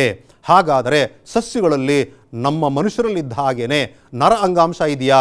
ನಮಗೆಲ್ಲ ಗೊತ್ತು ಸಸ್ಯಗಳಲ್ಲಿ ನರ ಅಂಗಾಂಶ ಇಲ್ಲ ಅಂತ. ನಾವು ಯಾಕೆ ಅಂದರೆ ಸಸ್ಯ ಅಂಗಾಂಶಗಳನ್ನೆಲ್ಲ ತಿಳ್ಕೊಂಡಿದ್ದೀವಿ. ಹಾಗಾದರೆ ಈ ಸಸ್ಯಗಳು ಪ್ರಚೋದನೆಗೆ ತಕ್ಷಣವಾದ ಪ್ರತಿಕ್ರಿಯೆಯನ್ನು ಕೊಡ್ತಾವಾ? ಹೌದು, ಕೆಲವೊಂದು ಸಸ್ಯಗಳಲ್ಲಿ ಗೋಚರವಾಗುವಂತಹ ಪ್ರಚೋದನೆಗೆ ತಕ್ಕ ಪ್ರತಿಕ್ರಿಯೆಯನ್ನು ಕೊಡುವಂಥದ್ದನ್ನು ನೋಡಿರ್ತೀರಿ. ಈಗ ನಿಮಗೆ ಕಾಣಿಸ್ತಾ ಇರುವಂತಹ ಆ ಚಿತ್ರ ನೋಡಿದಿರಿ, ಅದು ಏನಪ್ಪ ಅಂತಂದರೆ ಮುಟ್ಟಿದರೆ ಮುನಿ ಸಸ್ಯದ ಎಲೆಗಳು. ಇದನ್ನು ಮುಟ್ಟಿದ್ರೆ ಏನಾಗುತ್ತೆ? ನೀವೆಲ್ಲ ಇದನ್ನು ಮಾಡಿರ್ತೀರಿ, ಅದರ ಜೊತೆ ಆಟ ಆಡಿರ್ತೀರಿ. ಮುಟ್ಟಿದ ತಕ್ಷಣ ಏನು ಮಾಡುತ್ತಪ್ಪ ಅಂದರೆ ಅದು ತನ್ನ ಎಲೆಗಳನ್ನು ಮುಚ್ಚಿಕೊಂಡಿರುತ್ತೆ. ಈ ರೀತಿಯಾಗಿ ಮುಚ್ಚಿರುವುದನ್ನು ನೋಡಿರ್ತೀರಿ. ಆ ನಂತರ ಒಂದು ಸ್ವಲ್ಪ ಸಮಯವಾದ ನಂತರ ನಿಧಾನವಾಗಿ ತನ್ನ ಎಲೆಗಳನ್ನು ಮತ್ತೊಮ್ಮೆ ಅದು ತೆರೆದಿಟ್ಕೊಳ್ಳುತ್ತೆ. ಈ ರೀತಿಯಾಗಿ ಗೋಚರವಾದಂತಹ ಪ್ರಚೋದನೆಗೆ ತಕ್ಷಣ ಪ್ರತಿಕ್ರಿಯೆ ಕೊಡುವಂಥದ್ದು ಸಸ್ಯಗಳಲ್ಲೂ ಸಹ ಕಂಡುಬರುತ್ತೆ. ಅದರಲ್ಲಿ ಸ್ಪಷ್ಟವಾಗಿ ನೋಡೋದಕ್ಕೆ ಸಾಧ್ಯ ಆಗೋದು ಮುಟ್ಟುದರೆ ಮುನಿ ಸಸ್ಯದಲ್ಲಿ. ಹಾಗಾದರೆ ಈ ಮುಟ್ಟುದರೆ ಮುನಿ ಸಸ್ಯದಲ್ಲಿ ಇಷ್ಟು ವೇಗವಾಗಿ ಈ ಕ್ರಿಯೆಗಳು ಎಲ್ಲ ಸಸ್ಯಗಳಲ್ಲೂ ನಡೆಯುತ್ತೆ, ಆದರೂ ಇಷ್ಟೊಂದು ಸ್ಪಷ್ಟವಾಗಿ ಗೋಚರವಾಗುವುದಿಲ್ಲ. ಇದರಲ್ಲಿ ಇಷ್ಟು ವೇಗವಾಗಿ ಆಗೋದಕ್ಕೆ ಸಾಧ್ಯತೆ ಏನು? ಹಾಗಾದರೆ ಇಲ್ಲಿ ಮಾಹಿತಿ ಹೇಗೆ ರವಾನೆ ಆಗುತ್ತೆ? ಇದರಲ್ಲಿ ಮಾಹಿತಿ ರವಾನೆಯಾಗೋದಕ್ಕೆ ವಿದ್ಯುತ್ ರಾಸಾಯನಿಕ ವಿಧಾನವನ್ನು ಅಳವಡಿಸಿಕೊಂಡಿದೆ. ಅಂದರೆ ಇಲ್ಲೂ ಸಹ ರಾಸಾಯನಿಕ ವಸ್ತುಗಳು ಮಾಹಿತಿಯನ್ನು ಸಸ್ಯದ ಒಂದು ಭಾಗದಿಂದ ಮತ್ತೊಂದು ಭಾಗಕ್ಕೆ ರವಾನೆ ಮಾಡಲು ಈ ವಿದ್ಯುತ್ ರಾಸಾಯನಿಕ ವಸ್ತುಗಳು ಸಹಾಯಕವಾಗಿದ್ದಾವೆ. ಹಾಗಾದರೆ ಈ ಎಲೆ ಮುಚ್ಚುವಂತಹ ಮತ್ತು ತೆರೆಯುವಂತಹ ಕ್ರಿಯೆ ಹೇಗೆ ನಡೆಯುತ್ತೆ ಅಂದರೆ, ಈ ಎಲೆಯ ಬುಡದಲ್ಲಿರುವಂತಹ ತೊಟ್ಟಿನಲ್ಲಿ ನೀರಿನ ಪ್ರಮಾಣ ಅದಲು ಬದಲಾಗುವುದರ ಮೂಲಕ ಅದು ಮುಚ್ಚುವ ಕ್ರಿಯೆ ಅಥವಾ ತೆರೆಯುವ ಕ್ರಿಯೆ ನಡೆಯುವಂಥದ್ದು ಆಗತ್ತೆ. ಆಯಿತು. ಈಗ ನಂತರ ನಾವು ಈ ಬೆಳವಣಿಗೆಯಿಂದ ಉಂಟಾಗುವಂತಹ ಚಲನೆಗಳನ್ನು ತಿಳಿದುಕೊಳ್ಳೋಣ. ಸಸ್ಯಗಳಲ್ಲಿ ಬೆಳವಣಿಗೆಯಿಂದ ಹಲವಾರು ರೀತಿಯ ಚಲನೆಗಳು ಉಂಟಾಗ್ತವೆ. ಹಾಗಾದರೆ ಯಾವುದ್ಯಾವುದು ಆ ಚಲನೆಗಳು? ದ್ಯುತಿ ಅನುವರ್ತನೆ. ದ್ಯುತಿ ಅಂದರೆ ಬೆಳಕು. ಬೆಳಕಿಗೆ ಅನುಗುಣವಾಗಿ ಅದು ಬೆಳವಣಿಗೆಯಿಂದ ಅದು ಬೆಳಕಿನ ಕಡೆಗಾದರೂ ಚಲಿಸಬಹುದು ಅಥವಾ ಬೆಳಕಿನಿಂದ ದೂರಕ್ಕಾದರೂ ಚಲಿಸಬಹುದು. ಇದನ್ನು ನಾವು ದ್ಯುತಿ ಅನುವರ್ತನೆ ಅಂತ ಕರಿತೀವಿ. ಹಾಗೆಯೇ ಗುರುತ್ವಾನುವರ್ತನೆ ಅಂದರೆ ಭೂಮಿಯ ಕಡೆಗೆ, ಭೂಮಿಯ ಗುರುತ್ವದ ಕಡೆಗೆ ಅಥವಾ ಭೂಮಿಯ ಕಡೆಗೆ ಸಸ್ಯದ ಕೆಲವು ಭಾಗಗಳು ಚಲಿಸ್ತವೆ, ಕೆಲವು ಭಾಗಗಳು ಭೂಮಿಯಿಂದ ದೂರಕ್ಕೆ ಚಲಿಸ್ತವೆ. ಹಾಗೆ ಅದನ್ನು ಗುರುತ್ವಾನುವರ್ತನೆ ಅಂತ ಕರಿತೀವಿ. ಹಾಗೆಯೇ ಜಲಾನುವರ್ತನೆ, ನೀರಿನೆಡೆಗೆ ಅಥವಾ ನೀರಿನಿಂದ ದೂರ ಅನ್ನುವಂಥದ್ದು. ಹಾಗೆಯೇ ರಾಸಾಯನಿಕ ಅನುವರ್ತನೆ, ರಾಸಾಯನಿಕ ವಸ್ತುಗಳ ಕಡೆಗೆ ಸಸ್ಯದ ಭಾಗಗಳು ಚಲಿಸುವಂಥದ್ದನ್ನು ನಾವು ರಾಸಾಯನಿಕ ಅನುವರ್ತನೆ ಅಂತ ಕರಿತೀವಿ. ಹಾಗಾದರೆ ಇದನ್ನು ಇನ್ನೂ ವಿಸ್ತೃತವಾಗಿ ತಿಳಿದುಕೊಳ್ಳುವಂತಹ ಪ್ರಯತ್ನ ಮಾಡೋಣ ವಿದ್ಯಾರ್ಥಿಗಳೇ. ದ್ಯುತಿ ಅನುವರ್ತನೆ ಆಗಲೇ ಹೇಳಿದೆ. ದ್ಯುತಿ ಅನುವರ್ತನೆ ಅಂದರೆ ಬೆಳಕಿನೆಡೆಗೆ ಅಥವಾ ಬೆಳಕಿನಿಂದ ದೂರಕ್ಕೆ ಚಲಿಸುವಂತಹ ಸಸ್ಯದ ಪ್ರತಿಕ್ರಿಯೆ ಆಗಿದೆ. ಇದು ಬೆಳವಣಿಗೆಯೊಂದಿಗೆ ಜೊತೆಗೂಡಿದೆ. ಇಲ್ಲಿ ಚಿತ್ರದಲ್ಲಿ ನೋಡ್ತಾ ಇದ್ದೀರಿ ವಿದ್ಯಾರ್ಥಿಗಳೇ, ಅಲ್ಲಿ ಏನಾಗ್ತಾ ಇದೆ ಅಂದರೆ ಸಸ್ಯದ ಕಾಂಡದ ತುದಿ ಬೆಳಕಿನೆಡೆಗೆ ಬಾಗಿ ಬೆಳೀತಾ ಇರುವಂಥದ್ದು ಅಥವಾ ಬಾಗಿರುವಂಥದ್ದನ್ನು ನಾವು ಕಾಣ್ತೇವೆ. ಹಾಗಾಗಿ ಇಲ್ಲಿ ದ್ಯುತಿ ಅನುವರ್ತನೆ ಅನ್ನುವಂಥದ್ದು ಏನಾಗಿದೆಯಪ್ಪ ಅಂತಂದರೆ ಧನಾತ್ಮಕವಾಗಿದೆ. ಕಾಂಡಗಳಲ್ಲಿ ಧನಾತ್ಮಕ ದ್ಯುತಿ ಅನುವರ್ತನೆಯನ್ನು ಕಾಣಬಹುದು. ಅದೇ ರೀತಿಯಾಗಿ ಬೇರುಗಳು ಬೆಳಕಿನಿಂದ ದೂರಕ್ಕೆ ಚಲಿಸ್ತಾ ಇರ್ತವೆ. ಹಾಗಾಗಿ ಅಂತಹ ಚಲನೆಯನ್ನು ಋಣಾತ್ಮಕ ದ್ಯುತಿ ಅನುವರ್ತನೆ ಅಂತ ಕರಿಬಹುದು. ಹಾಗಾದರೆ ಬೇರುಗಳು ಋಣಾತ್ಮಕ ದ್ಯುತಿ ಅನುವರ್ತನೆಯನ್ನು ತೋರುತ್ತವೆ. ಹಾಗಾದರೆ ಎರಡು ವಿಷಯ ಗೊತ್ತಾಯಿತು. ದ್ಯುತಿ ಅನುವರ್ತನೆ ಅಂದರೆ ಯಾವುದು ಬೆಳಕಿನೆಡೆಗೆ ಚಲಿಸ್ತಾ ಇರುತ್ತೋ ಅದನ್ನು ಧನಾತ್ಮಕ ದ್ಯುತಿ ಅನುವರ್ತನೆ ಅಂತ ಕರಿತೀವಿ. ಯಾವುದು ಬೆಳಕಿನಿಂದ ದೂರ ಚಲಿಸ್ತಾ ಇರುತ್ತೋ ಅದನ್ನು ಋಣಾತ್ಮಕ ದ್ಯುತಿ ಅನುವರ್ತನೆ ಅಂತ ಕರಿತೀವಿ. ಇಲ್ಲಿ ಕಾಂಡಗಳು ಧನಾತ್ಮಕ ದ್ಯುತಿ ಅನುವರ್ತನೆಯನ್ನು ತೋರಿಸಿದರೆ ಬೇರುಗಳು ಋಣಾತ್ಮಕ ದ್ಯುತಿ ಅನುವರ್ತನೆಯನ್ನು ತೋರಿಸ್ತವೆ. ಪರೀಕ್ಷೆಯಲ್ಲಿ 1 ಅಂಕದ ಪ್ರಶ್ನೆಗಳಿಗೆ ಈ ದ್ಯುತಿ ಅನುವರ್ತನೆ ಅಂಶಗಳನ್ನು ಕೇಳೋದಕ್ಕೆ ಸಾಧ್ಯತೆ ಇದೆ ವಿದ್ಯಾರ್ಥಿಗಳೇ. ಇನ್ನು ಎರಡನೆಯದು ನೋಡೋಣ, ಗುರುತ್ವಾನುವರ್ತನೆ ಅಂತ. ಇಲ್ಲೂ ಸಹ ಚಿತ್ರವನ್ನು ಗಮನಿಸ್ತಾ ಇದ್ದೀರಿ. ಇದರಲ್ಲಿ ಏನಾಗ್ತಾ ಇದೆಯಪ್ಪ ಅಂದರೆ ಬೇರುಗಳು ಮಣ್ಣಿನ ಕಡೆಗೆ ಅಥವಾ ಗುರುತ್ವದ ಎಡೆಗೆ ಕೆಳಗಡೆ ಬಾಗಿರುವಂಥದ್ದನ್ನು ಗಮನಿಸಬಹುದು. ಹಾಗಾದರೆ ಬೇರುಗಳು ಧನ ಗುರುತ್ವಾನುವರ್ತನೆಯನ್ನು ತೋರಿಸ್ತವೆ. ಅಲ್ಲಿ ಕುಂಡವನ್ನು ಏನು ಮಾಡಿದಾರಪ್ಪ ಅಂತಂದರೆ ಸಮತಳದ ಮೇಲೆ ಅಡ್ಡಲಾಗಿ ಮಲಗಿಸಿದಾಗ ಬೇರುಗಳು ಮಂಡಿನೆಡೆಗೆ ಅಥವಾ ಗುರುತ್ವದೆಡೆಗೆ ಚಲಿಸ್ತಾ ಇದ್ದರೆ ಈ ಕಾಂಡವು ಏನಾಗ್ತಾ ಇದೆಯಪ್ಪ ಅಂದರೆ ನೇರವಾಗಿ ಬೆಳೆಯುವಂತಹ ಪ್ರಯತ್ನವನ್ನು ಮಾಡ್ತಾ ಇದೆ. ಇದನ್ನು ಋಣ ಗುರುತ್ವಾನುವರ್ತನೆ ಅಂತ ಕರಿತೀವಿ. ಯಾಕೆ ಅಂದರೆ ಅದು ಮಣ್ಣಿನಿಂದ ಅಥವಾ ಭೂಮಿಯ ಗುರುತ್ವದಿಂದ ಮೇಲ್ಮುಖವಾಗಿ ಚಲಿಸಲು ಪ್ರಯತ್ನ ಮಾಡ್ತಾ ಇದೆ. ಹಾಗೆಯೇ ರಾಸಾಯನಿಕ ಅನುವರ್ತನೆ. ನಾವು ಪರಾಗಸ್ಪರ್ಶ ತಿಳ್ಕೊಂಡಿರ್ತೀವಿ. ಪರಾಗರೇಣು ಏನಾಗಿದೆಯಪ್ಪ ಅಂದರೆ ಇಲ್ಲಿ ಶಲಾಕಾಗ್ರದ ಮೇಲೆ ಬಂದು ಕುಳಿತಿದೆ. ಶಲಾಕಾಗ್ರದ ಮೇಲೆ ಬಂದು ಕುಳಿತ ನಂತರ ಏನಾಗ್ತಾ ಇದೆಯಪ್ಪ ಅಂದ್ರೆ ಅದು ಪರಾಗ ನಳಿಕೆಯನ್ನು ಬೆಳೆಸ್ಕೊಳ್ತಾ ಇದೆ. ಹಾಗಾದರೆ ಈ ಪರಾಗ ನಳಿಕೆಯ ಬೆಳವಣಿಗೆ ಹೇಗಾಗತ್ತೆ? ಆ ಪರಾಗ ರೇಣುವಿನ ಪರಾಗ ನಳಿಕೆಯ ಬೆಳವಣಿಗೆ ಆಗಬೇಕು ಅಂದರೆ ಅಂಡಾಶಯದಲ್ಲಿರುವಂತಹ ರಾಸಾಯನಿಕ ವಸ್ತುಗಳಿಂದ ಆಕರ್ಷಿತವಾಗಿ ಅದರೆಡೆಗೆ ಪರಾಗ ನಳಿಕೆಯನ್ನು ಬೆಳೆಸ್ತಾ ಇದೆ. ಹಾಗಾದರೆ ನೀವು ಬಹಳ ಸ್ಪಷ್ಟವಾಗಿ ಹೇಳಬಹುದು, ಪರಾಗ ನಳಿಕೆಯ ಬೆಳವಣಿಗೆಯು ಧನ ರಾಸಾಯನಿಕ ಅನುವರ್ತನೆಗೆ ಉದಾಹರಣೆಯಾಗಿದೆ. ವಿದ್ಯಾರ್ಥಿಗಳೇ, ಪ್ರಾಣಿಗಳಂತೆ ಸಸ್ಯಗಳಲ್ಲೂ ಸಹ ಏನು ಮಾಡುತ್ತೆ, ಹಾರ್ಮೋನುಗಳು ಉತ್ಪತ್ತಿ ಆಗ್ತವೆ.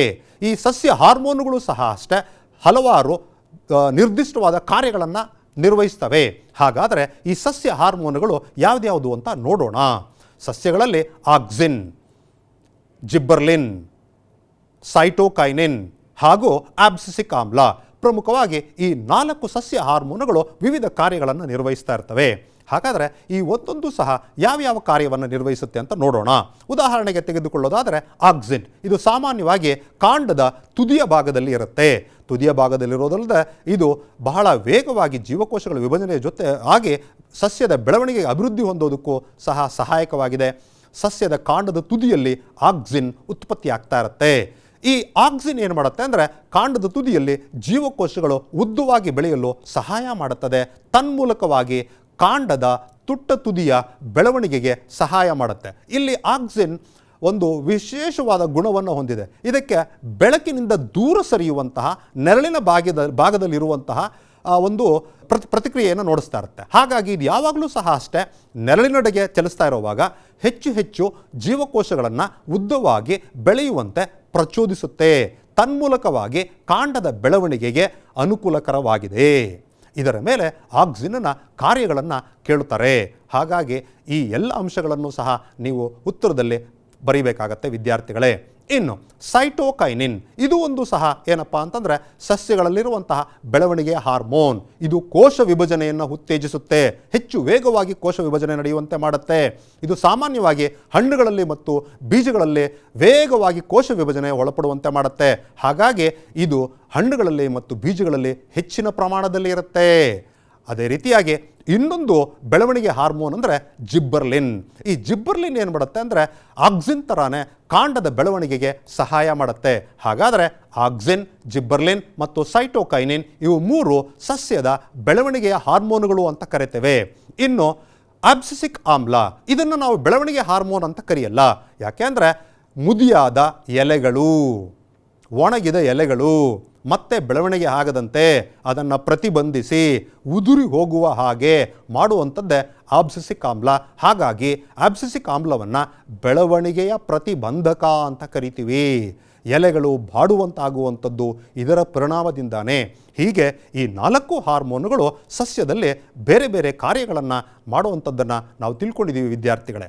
ಅಷ್ಟೇ ಅಲ್ಲದೆ ಈ ಮಾನವರಲ್ಲಿ ನರವ್ಯೂಹದ ಜೊತೆಗೆ ಅಂತಃಸ್ರಾವಕ ಗ್ರಂಥಿಗಳು ಸಹ ವಿವಿಧವಾದಂತಹ ಹಾರ್ಮೋನುಗಳನ್ನು ಉತ್ಪತ್ತಿ ಮಾಡಿ ಅವು ಸಹ ಸಂವಹನ ಕ್ರಿಯೆಗೆ, ನಿಯಂತ್ರಣಕ್ಕೆ, ಸಹಭಾಗಿತ್ವಕ್ಕೆ ಅನುಕೂಲ ಮಾಡಿಕೊಡ್ತಾ ಇರ್ತವೆ. ಹಾಗಾದರೆ ಮಾನವರಲ್ಲಿರುವಂತಹ ಅಂತಃಸ್ರಾವಕ ಗ್ರಂಥಿಗಳು ಯಾವ್ದ್ಯಾವುದು ಅಂತ ತಿಳ್ಕೊಳ್ಳೋಣ. ವಿದ್ಯಾರ್ಥಿಗಳೇ, ಚಿತ್ರ ನೋಡ್ತಾ ಇದ್ದೀರಿ. ಇದರಲ್ಲಿ ವಿವಿಧ ಹಾರ್ಮೋನುಗಳು ದೇಹದ ವಿವಿಧ ಭಾಗಗಳಿದ್ದಾವೆ. ಉದಾಹರಣೆಗೆ ಹೇಳೋದಾದರೆ ಅತ್ಯಂತ ಶಿರೋಭಾಗದಲ್ಲಿ ಪಿಟ್ಯೂಟರಿ ಗ್ರಂಥಿ ಇದೆ. ಅಲ್ಲೇನೆ ಹೈಪೋಥಾಲಮಸ್ ಇದೆ. ಆದರೆ ಪ್ರಮುಖವಾದ ಗ್ರಂಥಿ ಪಿಟ್ಯೂಟರಿ ಗ್ರಂಥಿ. ಅದು ಬಟಾಣಿ ಕಾಳಿನಷ್ಟು ಗಾತ್ರದಲ್ಲಿದ್ದರೂ ಸಹ ಬಹಳ ಪ್ರಮುಖವಾದ ಪಾತ್ರವನ್ನು ವಹಿಸುತ್ತದೆ. ಅದನ್ನು ಮಾಸ್ಟರ್ ಗ್ಲ್ಯಾಂಡ್ ಅಂತ ಕರಿತೀವಿ. ಯಾಕೆ ಅಂದರೆ ದೇಹದಲ್ಲಿರುವಂತಹ ಇತರ ಎಲ್ಲ ಗ್ರಂಥಿಗಳನ್ನು ಸಹ ಅದು ನಿರ್ವಹಣೆ ಮಾಡುತ್ತೆ. ಎಲ್ಲ ಗ್ರಂಥಿಗಳು ಸಹ ಇದರ ನಿಯಂತ್ರಣದಲ್ಲೇ ಕಾರ್ಯನಿರ್ವಹಿಸ್ತಾ ಇರ್ತವೆ. ಹಾಗೆಯೇ ಕತ್ತಿನ ಭಾಗದಲ್ಲಿ ಅಲ್ಲಿ ನೋಡಬಹುದು ನಿಮಗೆ ಇನ್ನೊಂದು ಹಾರ್ಮೋನ್ ಇದೆ, ಅದನ್ನು ಇನ್ನೊಂದು ಗ್ರಂಥಿ ಇದೆ, ಅದನ್ನು ಥೈರಾಯ್ಡ್ ಗ್ರಂಥಿ ಅಂತ ಕರಿತೀವಿ. ಈ ಥೈರಾಯ್ಡ್ ಗ್ರಂಥಿಯೂ ಸಹ ಅಷ್ಟೇ ಮನುಷ್ಯನ ವ್ಯಕ್ತಿತ್ವದ ನಿರ್ಮಾಣದಲ್ಲಿ ಬಹಳ ಪ್ರಮುಖವಾದ ಪಾತ್ರವನ್ನು ವಹಿಸುತ್ತದೆ. ಆ ಥೈರಾಯ್ಡ್ ಗ್ರಂಥಿಯ ಒಳಗಡೆ ಇನ್ನೂ ಒಂದು ಗ್ರಂಥಿ ಇದೆ, ಅದನ್ನು ಪ್ಯಾರಾಥೈರಾಯ್ಡ್ ಗ್ರಂಥಿ ಅಂತ ಕರಿತೀವಿ. ಹಾಗೆಯೇ ಎದೆಯ ಭಾಗದಲ್ಲಿ ಇನ್ನೊಂದು ಗ್ರಂಥಿ ಕಾಣಿಸ್ತಾ ಇರುತ್ತೆ, ಅದು ಥೈಮಸ್ ಗ್ರಂಥಿ ಅಂತ. ಹಾಗೆಯೇ ನಮ್ಮ ಮೂತ್ರ ಪಿಂಡಗಳ ಮೇಲೆ ಅಡ್ರಿನಲ್ ಗ್ರಂಥಿ ಇರುತ್ತೆ. ಹಾಗೂ ಪುರುಷರಲ್ಲಿ ಏನಾಗಿರುತ್ತಪ್ಪ ಅಂತಂದರೆ ವೃಷಣಗಳು ಸಹ ಇರ್ತವೆ. ಅದೇ ರೀತಿಯಾಗಿ ಸ್ತ್ರೀಯರಲ್ಲಿ ಬೇರೆ ಹಾರ್ಮೋನ್ಗಳಿರ್ತವೆ. ಈಗ ವಿದ್ಯಾರ್ಥಿಗಳೇ, ಈ ಪ್ರತಿಯೊಂದು ಗ್ರಂಥಿಗಳಿರ್ತವೆ. ಪ್ರತಿಯೊಂದು ಗ್ರಂಥಿಗಳು ಯಾವ್ಯಾವ ಕಾರ್ಯವನ್ನು ನಿರ್ವಹಿಸ್ತವೆ, ಯಾವ ಹಾರ್ಮೋನನ್ನು ಉತ್ಪತ್ತಿ ಮಾಡ್ತವೆ, ಅವು ಹೇಗೆ ನಮ್ಮ ಸಂವಹನದಲ್ಲಿ ಅಥವಾ ನಿರ್ವಹಣೆಯಲ್ಲಿ, ನಿಯಂತ್ರಣದಲ್ಲಿ, ಸಹಭಾಗಿತ್ವದಲ್ಲಿ ಕಾರ್ಯನಿರ್ವಹಿಸುತ್ತೆ ಅಂತ ತಿಳ್ಕೊಳ್ಳೋಣ. ಪಿಟ್ಯೂಟರಿ ಗ್ರಂಥಿ ನಾನು ಆಗಲೇ ಹೇಳಿದಂಗೆ ಇದು ಮೆದುಳಿನ ಭಾಗದಲ್ಲಿ ಇರುತ್ತೆ, ಮಧ್ಯ ಮೆದುಳಿನಲ್ಲಿರುತ್ತೆ. ಇದು ಬೆಳವಣಿಗೆ ಹಾರ್ಮೋನನ್ನು ಸ್ರವಿಸುತ್ತದೆ. ವಿದ್ಯಾರ್ಥಿಗಳು, ನೀವೆಲ್ಲರೂ ಸಹ ವೇಗವಾಗಿ ಬೆಳೀತಾ ಇರ್ತೀರಿ. ಈ ವೇಗವಾದ ಬೆಳವಣಿಗೆಗೆ ಪ್ರಮುಖವಾದ ಕಾರಣ ಪಿಟ್ಯೂಟರಿ ಗ್ರಂಥಿಯಿಂದ ಸ್ರವಿಸುವಿಕೆಗೆ ಒಳಪಡುವಂತಹ ಬೆಳವಣಿಗೆ ಹಾರ್ಮೋನ್. ಇದು ದೇಹದ ಎಲ್ಲ ಅಂಗಾಂಗಗಳ ಬೆಳವಣಿಗೆಯನ್ನು ಪ್ರಚೋದನೆ ಮಾಡುತ್ತದೆ. ಅದೇ ರೀತಿಯಾಗಿ ಈ ಹಾರ್ಮೋನು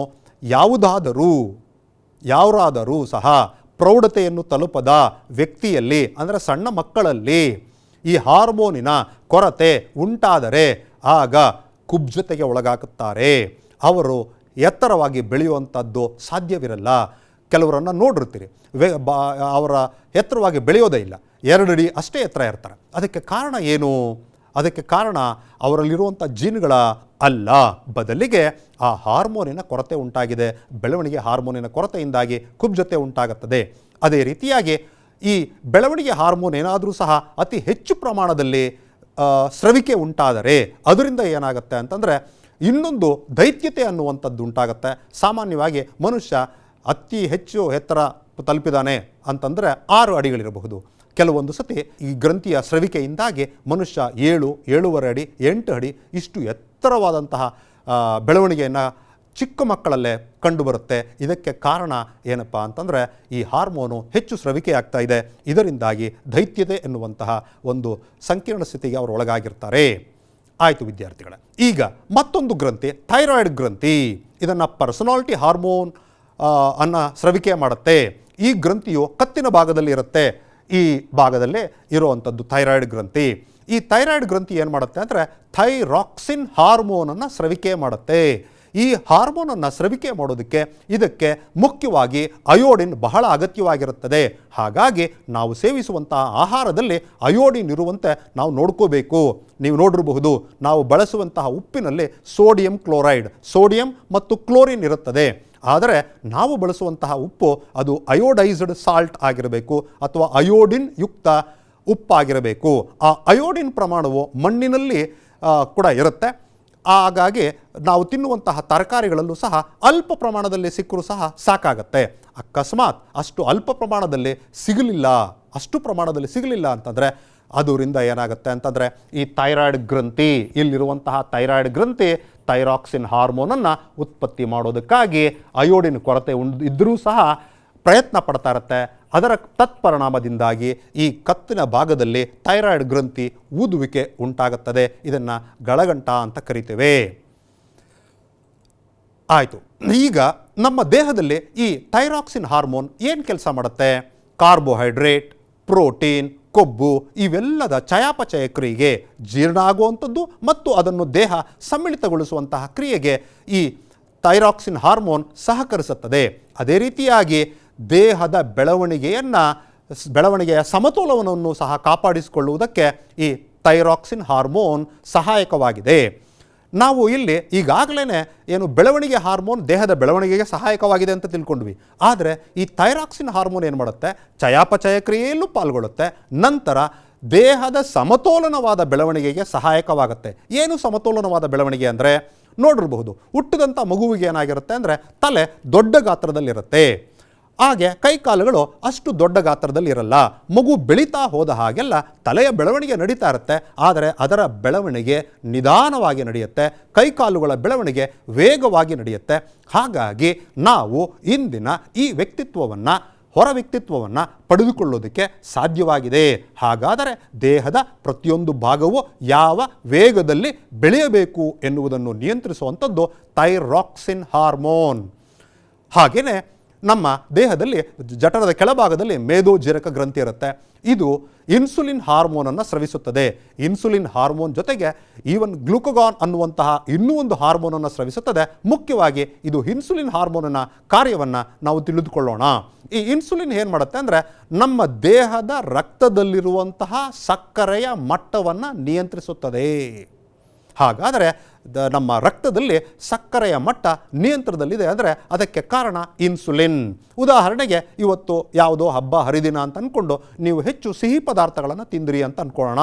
ಆ ಸಿಹಿ ಪದಾರ್ಥಗಳೆಲ್ಲವೂ ಸಹ ಜಠರ ಮತ್ತು ಸಣ್ಣ ಕರಳಿನಲ್ಲಿ ಪರಿಪೂರ್ಣವಾಗಿ ಜೀರ್ಣವಾಗಿ ನಂತರ ಅದು ಸಣ್ಣ ಕರಳಿನಲ್ಲಿ ಹೀರಿಕೆಯಾಗಿ ರಕ್ತಕ್ಕೆ ಹೋಗುತ್ತದೆ. ಇದನ್ನು ಈಗಾಗಲೇ ನೀವು ಜೀವಕ್ರಿಯೆಗಳು ಅನ್ನೋ ಪಾಠದಲ್ಲಿ ಜೀರ್ಣಕ್ರಿಯೆಯಲ್ಲಿ ತಿಳಿದುಕೊಂಡಿದ್ದೀರಿ. ಈಗ ರಕ್ತದಲ್ಲಿ ಏನಾಯಿತು ಅಂತಂದರೆ ಗ್ಲೂಕೋಸ್ ಪ್ರಮಾಣ ಹೆಚ್ಚಾಯಿತು. ಜೀವಕೋಶಗಳು ತಮಗೆ ಬೇಕಾದಷ್ಟು ಗ್ಲೂಕೋಸನ್ನು ಪಡೆದುಕೊಂಡು ಅದರಿಂದ ಶಕ್ತಿಯನ್ನು ಬಿಡುಗಡೆ ಮಾಡುತ್ತೆ. ಇನ್ನುಳಿದ ಗ್ಲೂಕೋಸ್ ನಮ್ಮ ರಕ್ತದಲ್ಲೇ ಉಳ್ಕೊಂಡ್ಬಿಡುತ್ತೆ. ಆ ರೀತಿ ರಕ್ತದಲ್ಲಿ ಉಳ್ಕೊಂಡಾಗ ರಕ್ತದಲ್ಲಿ ಗ್ಲೂಕೋಸ್ ಪ್ರಮಾಣ ಹೆಚ್ಚಾಯಿತು, ಸಕ್ಕರೆಯ ಮಟ್ಟ ಹೆಚ್ಚಾಯಿತು. ಸಕ್ಕರೆಯ ಮಟ್ಟ ಹೆಚ್ಚಾಗಬಾರ್ದು. ಆಗ ಈ ಇನ್ಸುಲಿನ್ ಏನು ಮಾಡುತ್ತೆ, ಗ್ಲೂಕೋಸನ್ನು ಗ್ಲೈಕೋಜನ್ನಾಗಿ ಪರಿವರ್ತಿಸಿ ದೇಹದ ಎಲ್ಲ ಭಾಗಗಳಲ್ಲೂ ಶೇಖರಣೆ ಮಾಡಿಡುತ್ತೆ. ಈ ರೀತಿಯಾಗಿ ಇನ್ಸುಲಿನ್ ರಕ್ತದಲ್ಲಿರುವಂತಹ ಸಕ್ಕರೆಯ ಮಟ್ಟವನ್ನು ಕಡಿಮೆ ಮಾಡುತ್ತೆ, ರಕ್ತದಲ್ಲಿರುವಂಥ ಗ್ಲೂಕೋಸನ್ನು ಇನ್ಸುಲಿನ್ ಆಗಿ ಪರಿವರ್ತನೆ ಮಾಡುತ್ತೆ.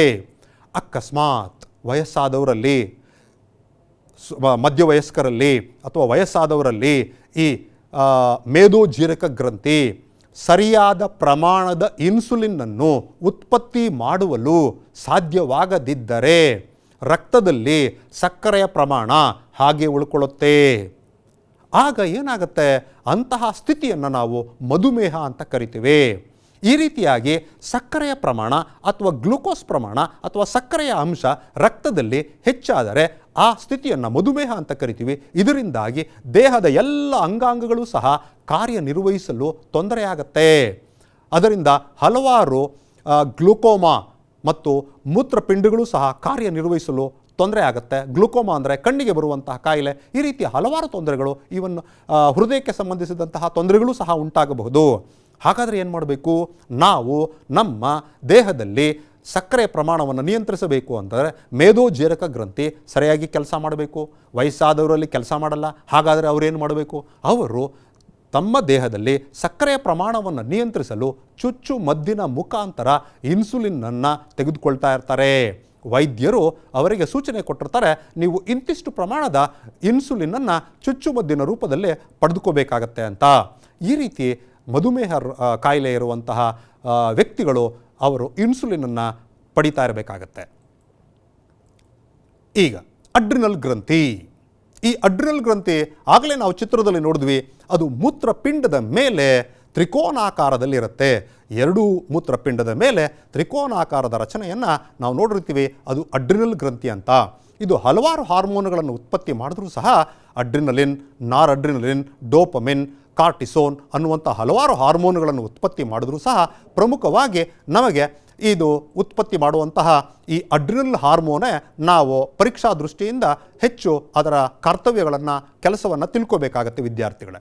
ಇದು ಹೃದಯದ ಬಡಿತದ ವೇಗವನ್ನು ಹೆಚ್ಚು ಮಾಡುತ್ತೆ. ಆ ನಂತರ ಸ್ನಾಯುಗಳಿಗೆ ಹೆಚ್ಚು ಆಕ್ಸಿಜನ್ ಪೂರೈಕೆಯನ್ನು ಮಾಡುತ್ತೆ. ತನ್ಮೂಲಕವಾಗಿ ಉಸಿರಾಟದ ವೇಗವನ್ನು ಸಹ ಹೆಚ್ಚು ಮಾಡುತ್ತೆ. ಈ ರೀತಿ ಆಗೋದ್ರಿಂದ ಹಾಗೆ ನಮಗೆ ತುರ್ತು ಪರಿಸ್ಥಿತಿಯ ಸಮಯದಲ್ಲಿ ನಮ್ಮ ದೇಹದಲ್ಲಿ ಅತಿ ಹೆಚ್ಚಿನ ಶಕ್ತಿ ಬಂದು ಅಂತಹ ತುರ್ತು ಪರಿಸ್ಥಿತಿಯನ್ನು ಎದುರಿಸೋದಕ್ಕೆ ಸಾಧ್ಯವಾಗುತ್ತೆ. ಹಾಗಾಗಿ ಅಡ್ರಿನಲ್ ಗ್ರಂಥಿ ಉತ್ಪತ್ತಿ ಮಾಡುವಂತಹ ಅಡ್ರಿನಲಿನ್ ಹಾರ್ಮೋನನ್ನು ನಾವು ತುರ್ತು ಪರಿಸ್ಥಿತಿ ಹಾರ್ಮೋನ್ ಅಂತ ಕರಿತೇವೆ. ನಂತರ ವೃಷಣಗಳು ಪುರುಷರಲ್ಲಿ ಮಾತ್ರ ಕಂಡುಬರುವಂಥ ದೇಹದ ಕೆಳಭಾಗದಲ್ಲಿ, ದೇಹದಿಂದ ಹೊರಗಡೆಗೆ ವೃಷಣಗಳಿರ್ತವೆ. ಈ ವೃಷಣಗಳು ಒಂದು ಜೊತೆ ವೃಷಣಗಳಿರ್ತವೆ. ಇವು ಏನು ಮಾಡುತ್ತೆ ಅಂದರೆ ಟೆಸ್ಟಾಸ್ಟಿರಾನ್ ಹಾರ್ಮೋನನ್ನು ಪ್ರೌಢರಲ್ಲಿ ಸ್ರವಿಸುತ್ತದೆ. ಈ ಟೆಸ್ಟಾಸ್ಟಿರಾನ್ ಹಾರ್ಮೋನ್ ಸ್ರವಿಕೆಯಿಂದಾಗಿ ಪುರುಷ ಲಕ್ಷಣಗಳು ಕಂಡುಬರ್ತವೆ. ಪುರುಷ ಲಕ್ಷಣಗಳು ಅಂದರೆ ಮೀಸೆ ಬರುವಂಥದ್ದು, ಗಡ್ಡ ಬರುವಂಥದ್ದು, ಅದೇ ಅಲ್ಲಿದರ ದೇಹದ ಮಾಂಸಖಂಡಗಳು ಗಟ್ಟಿಯಾಗುವಂಥದ್ದು, ಇದೆಲ್ಲವನ್ನೂ ಮಾಡುವಂಥದ್ದು ಟೆಸ್ಟಾಸ್ಟಿರಾನ್ ಹಾರ್ಮೋನ್. ಜೊತೆಗೆ ಪ್ರೌಢರಲ್ಲಿ ವೀರ್ಯ ಉತ್ಪತ್ತಿಯನ್ನು ಸಹ ಇದು ಪ್ರಚೋದಿಸುತ್ತದೆ.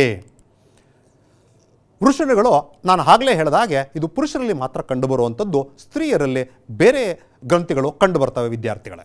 ನಾವು ಅಂಡಾಶಯ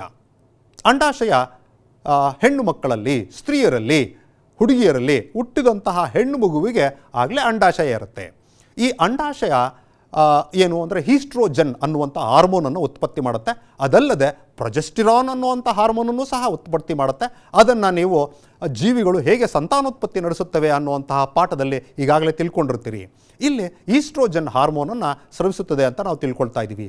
ಈ ಈಸ್ಟ್ರೋಜನ್ ಹಾರ್ಮೋನು ಸಹ ಏನಪ್ಪ ಅಂತಂದರೆ ಹೆಣ್ಣು ಮಕ್ಕಳಲ್ಲಿ ಹೆಣ್ಣು ಲಕ್ಷಣಗಳಿಗೆ ಕಾರಣವಾಗಿದೆ. ಹಾಗೆಯೇ ಇದು ಹೆಣ್ಣು ಸಂತಾನೋತ್ಪತ್ತಿಗಳ ಅಂಗಗಳ ಬೆಳವಣಿಗೆಗೂ ಸಹ ಸಹಾಯಕವಾಗಿದೆ. ಅದಲ್ಲದೆ ಹೆಣ್ಣು ಮಕ್ಕಳಲ್ಲಿ ಋತುಚಕ್ರವನ್ನು ಸಹ ಇದು ನಿಯಂತ್ರಿಸುತ್ತದೆ. ಇದು ಸಹ ಅಷ್ಟೇ ದೇಹದ ಕೆಳಭಾಗದಲ್ಲಿ ಇರುತ್ತದೆ. ನಮಸ್ಕಾರ ವಿದ್ಯಾರ್ಥಿಗಳೇ.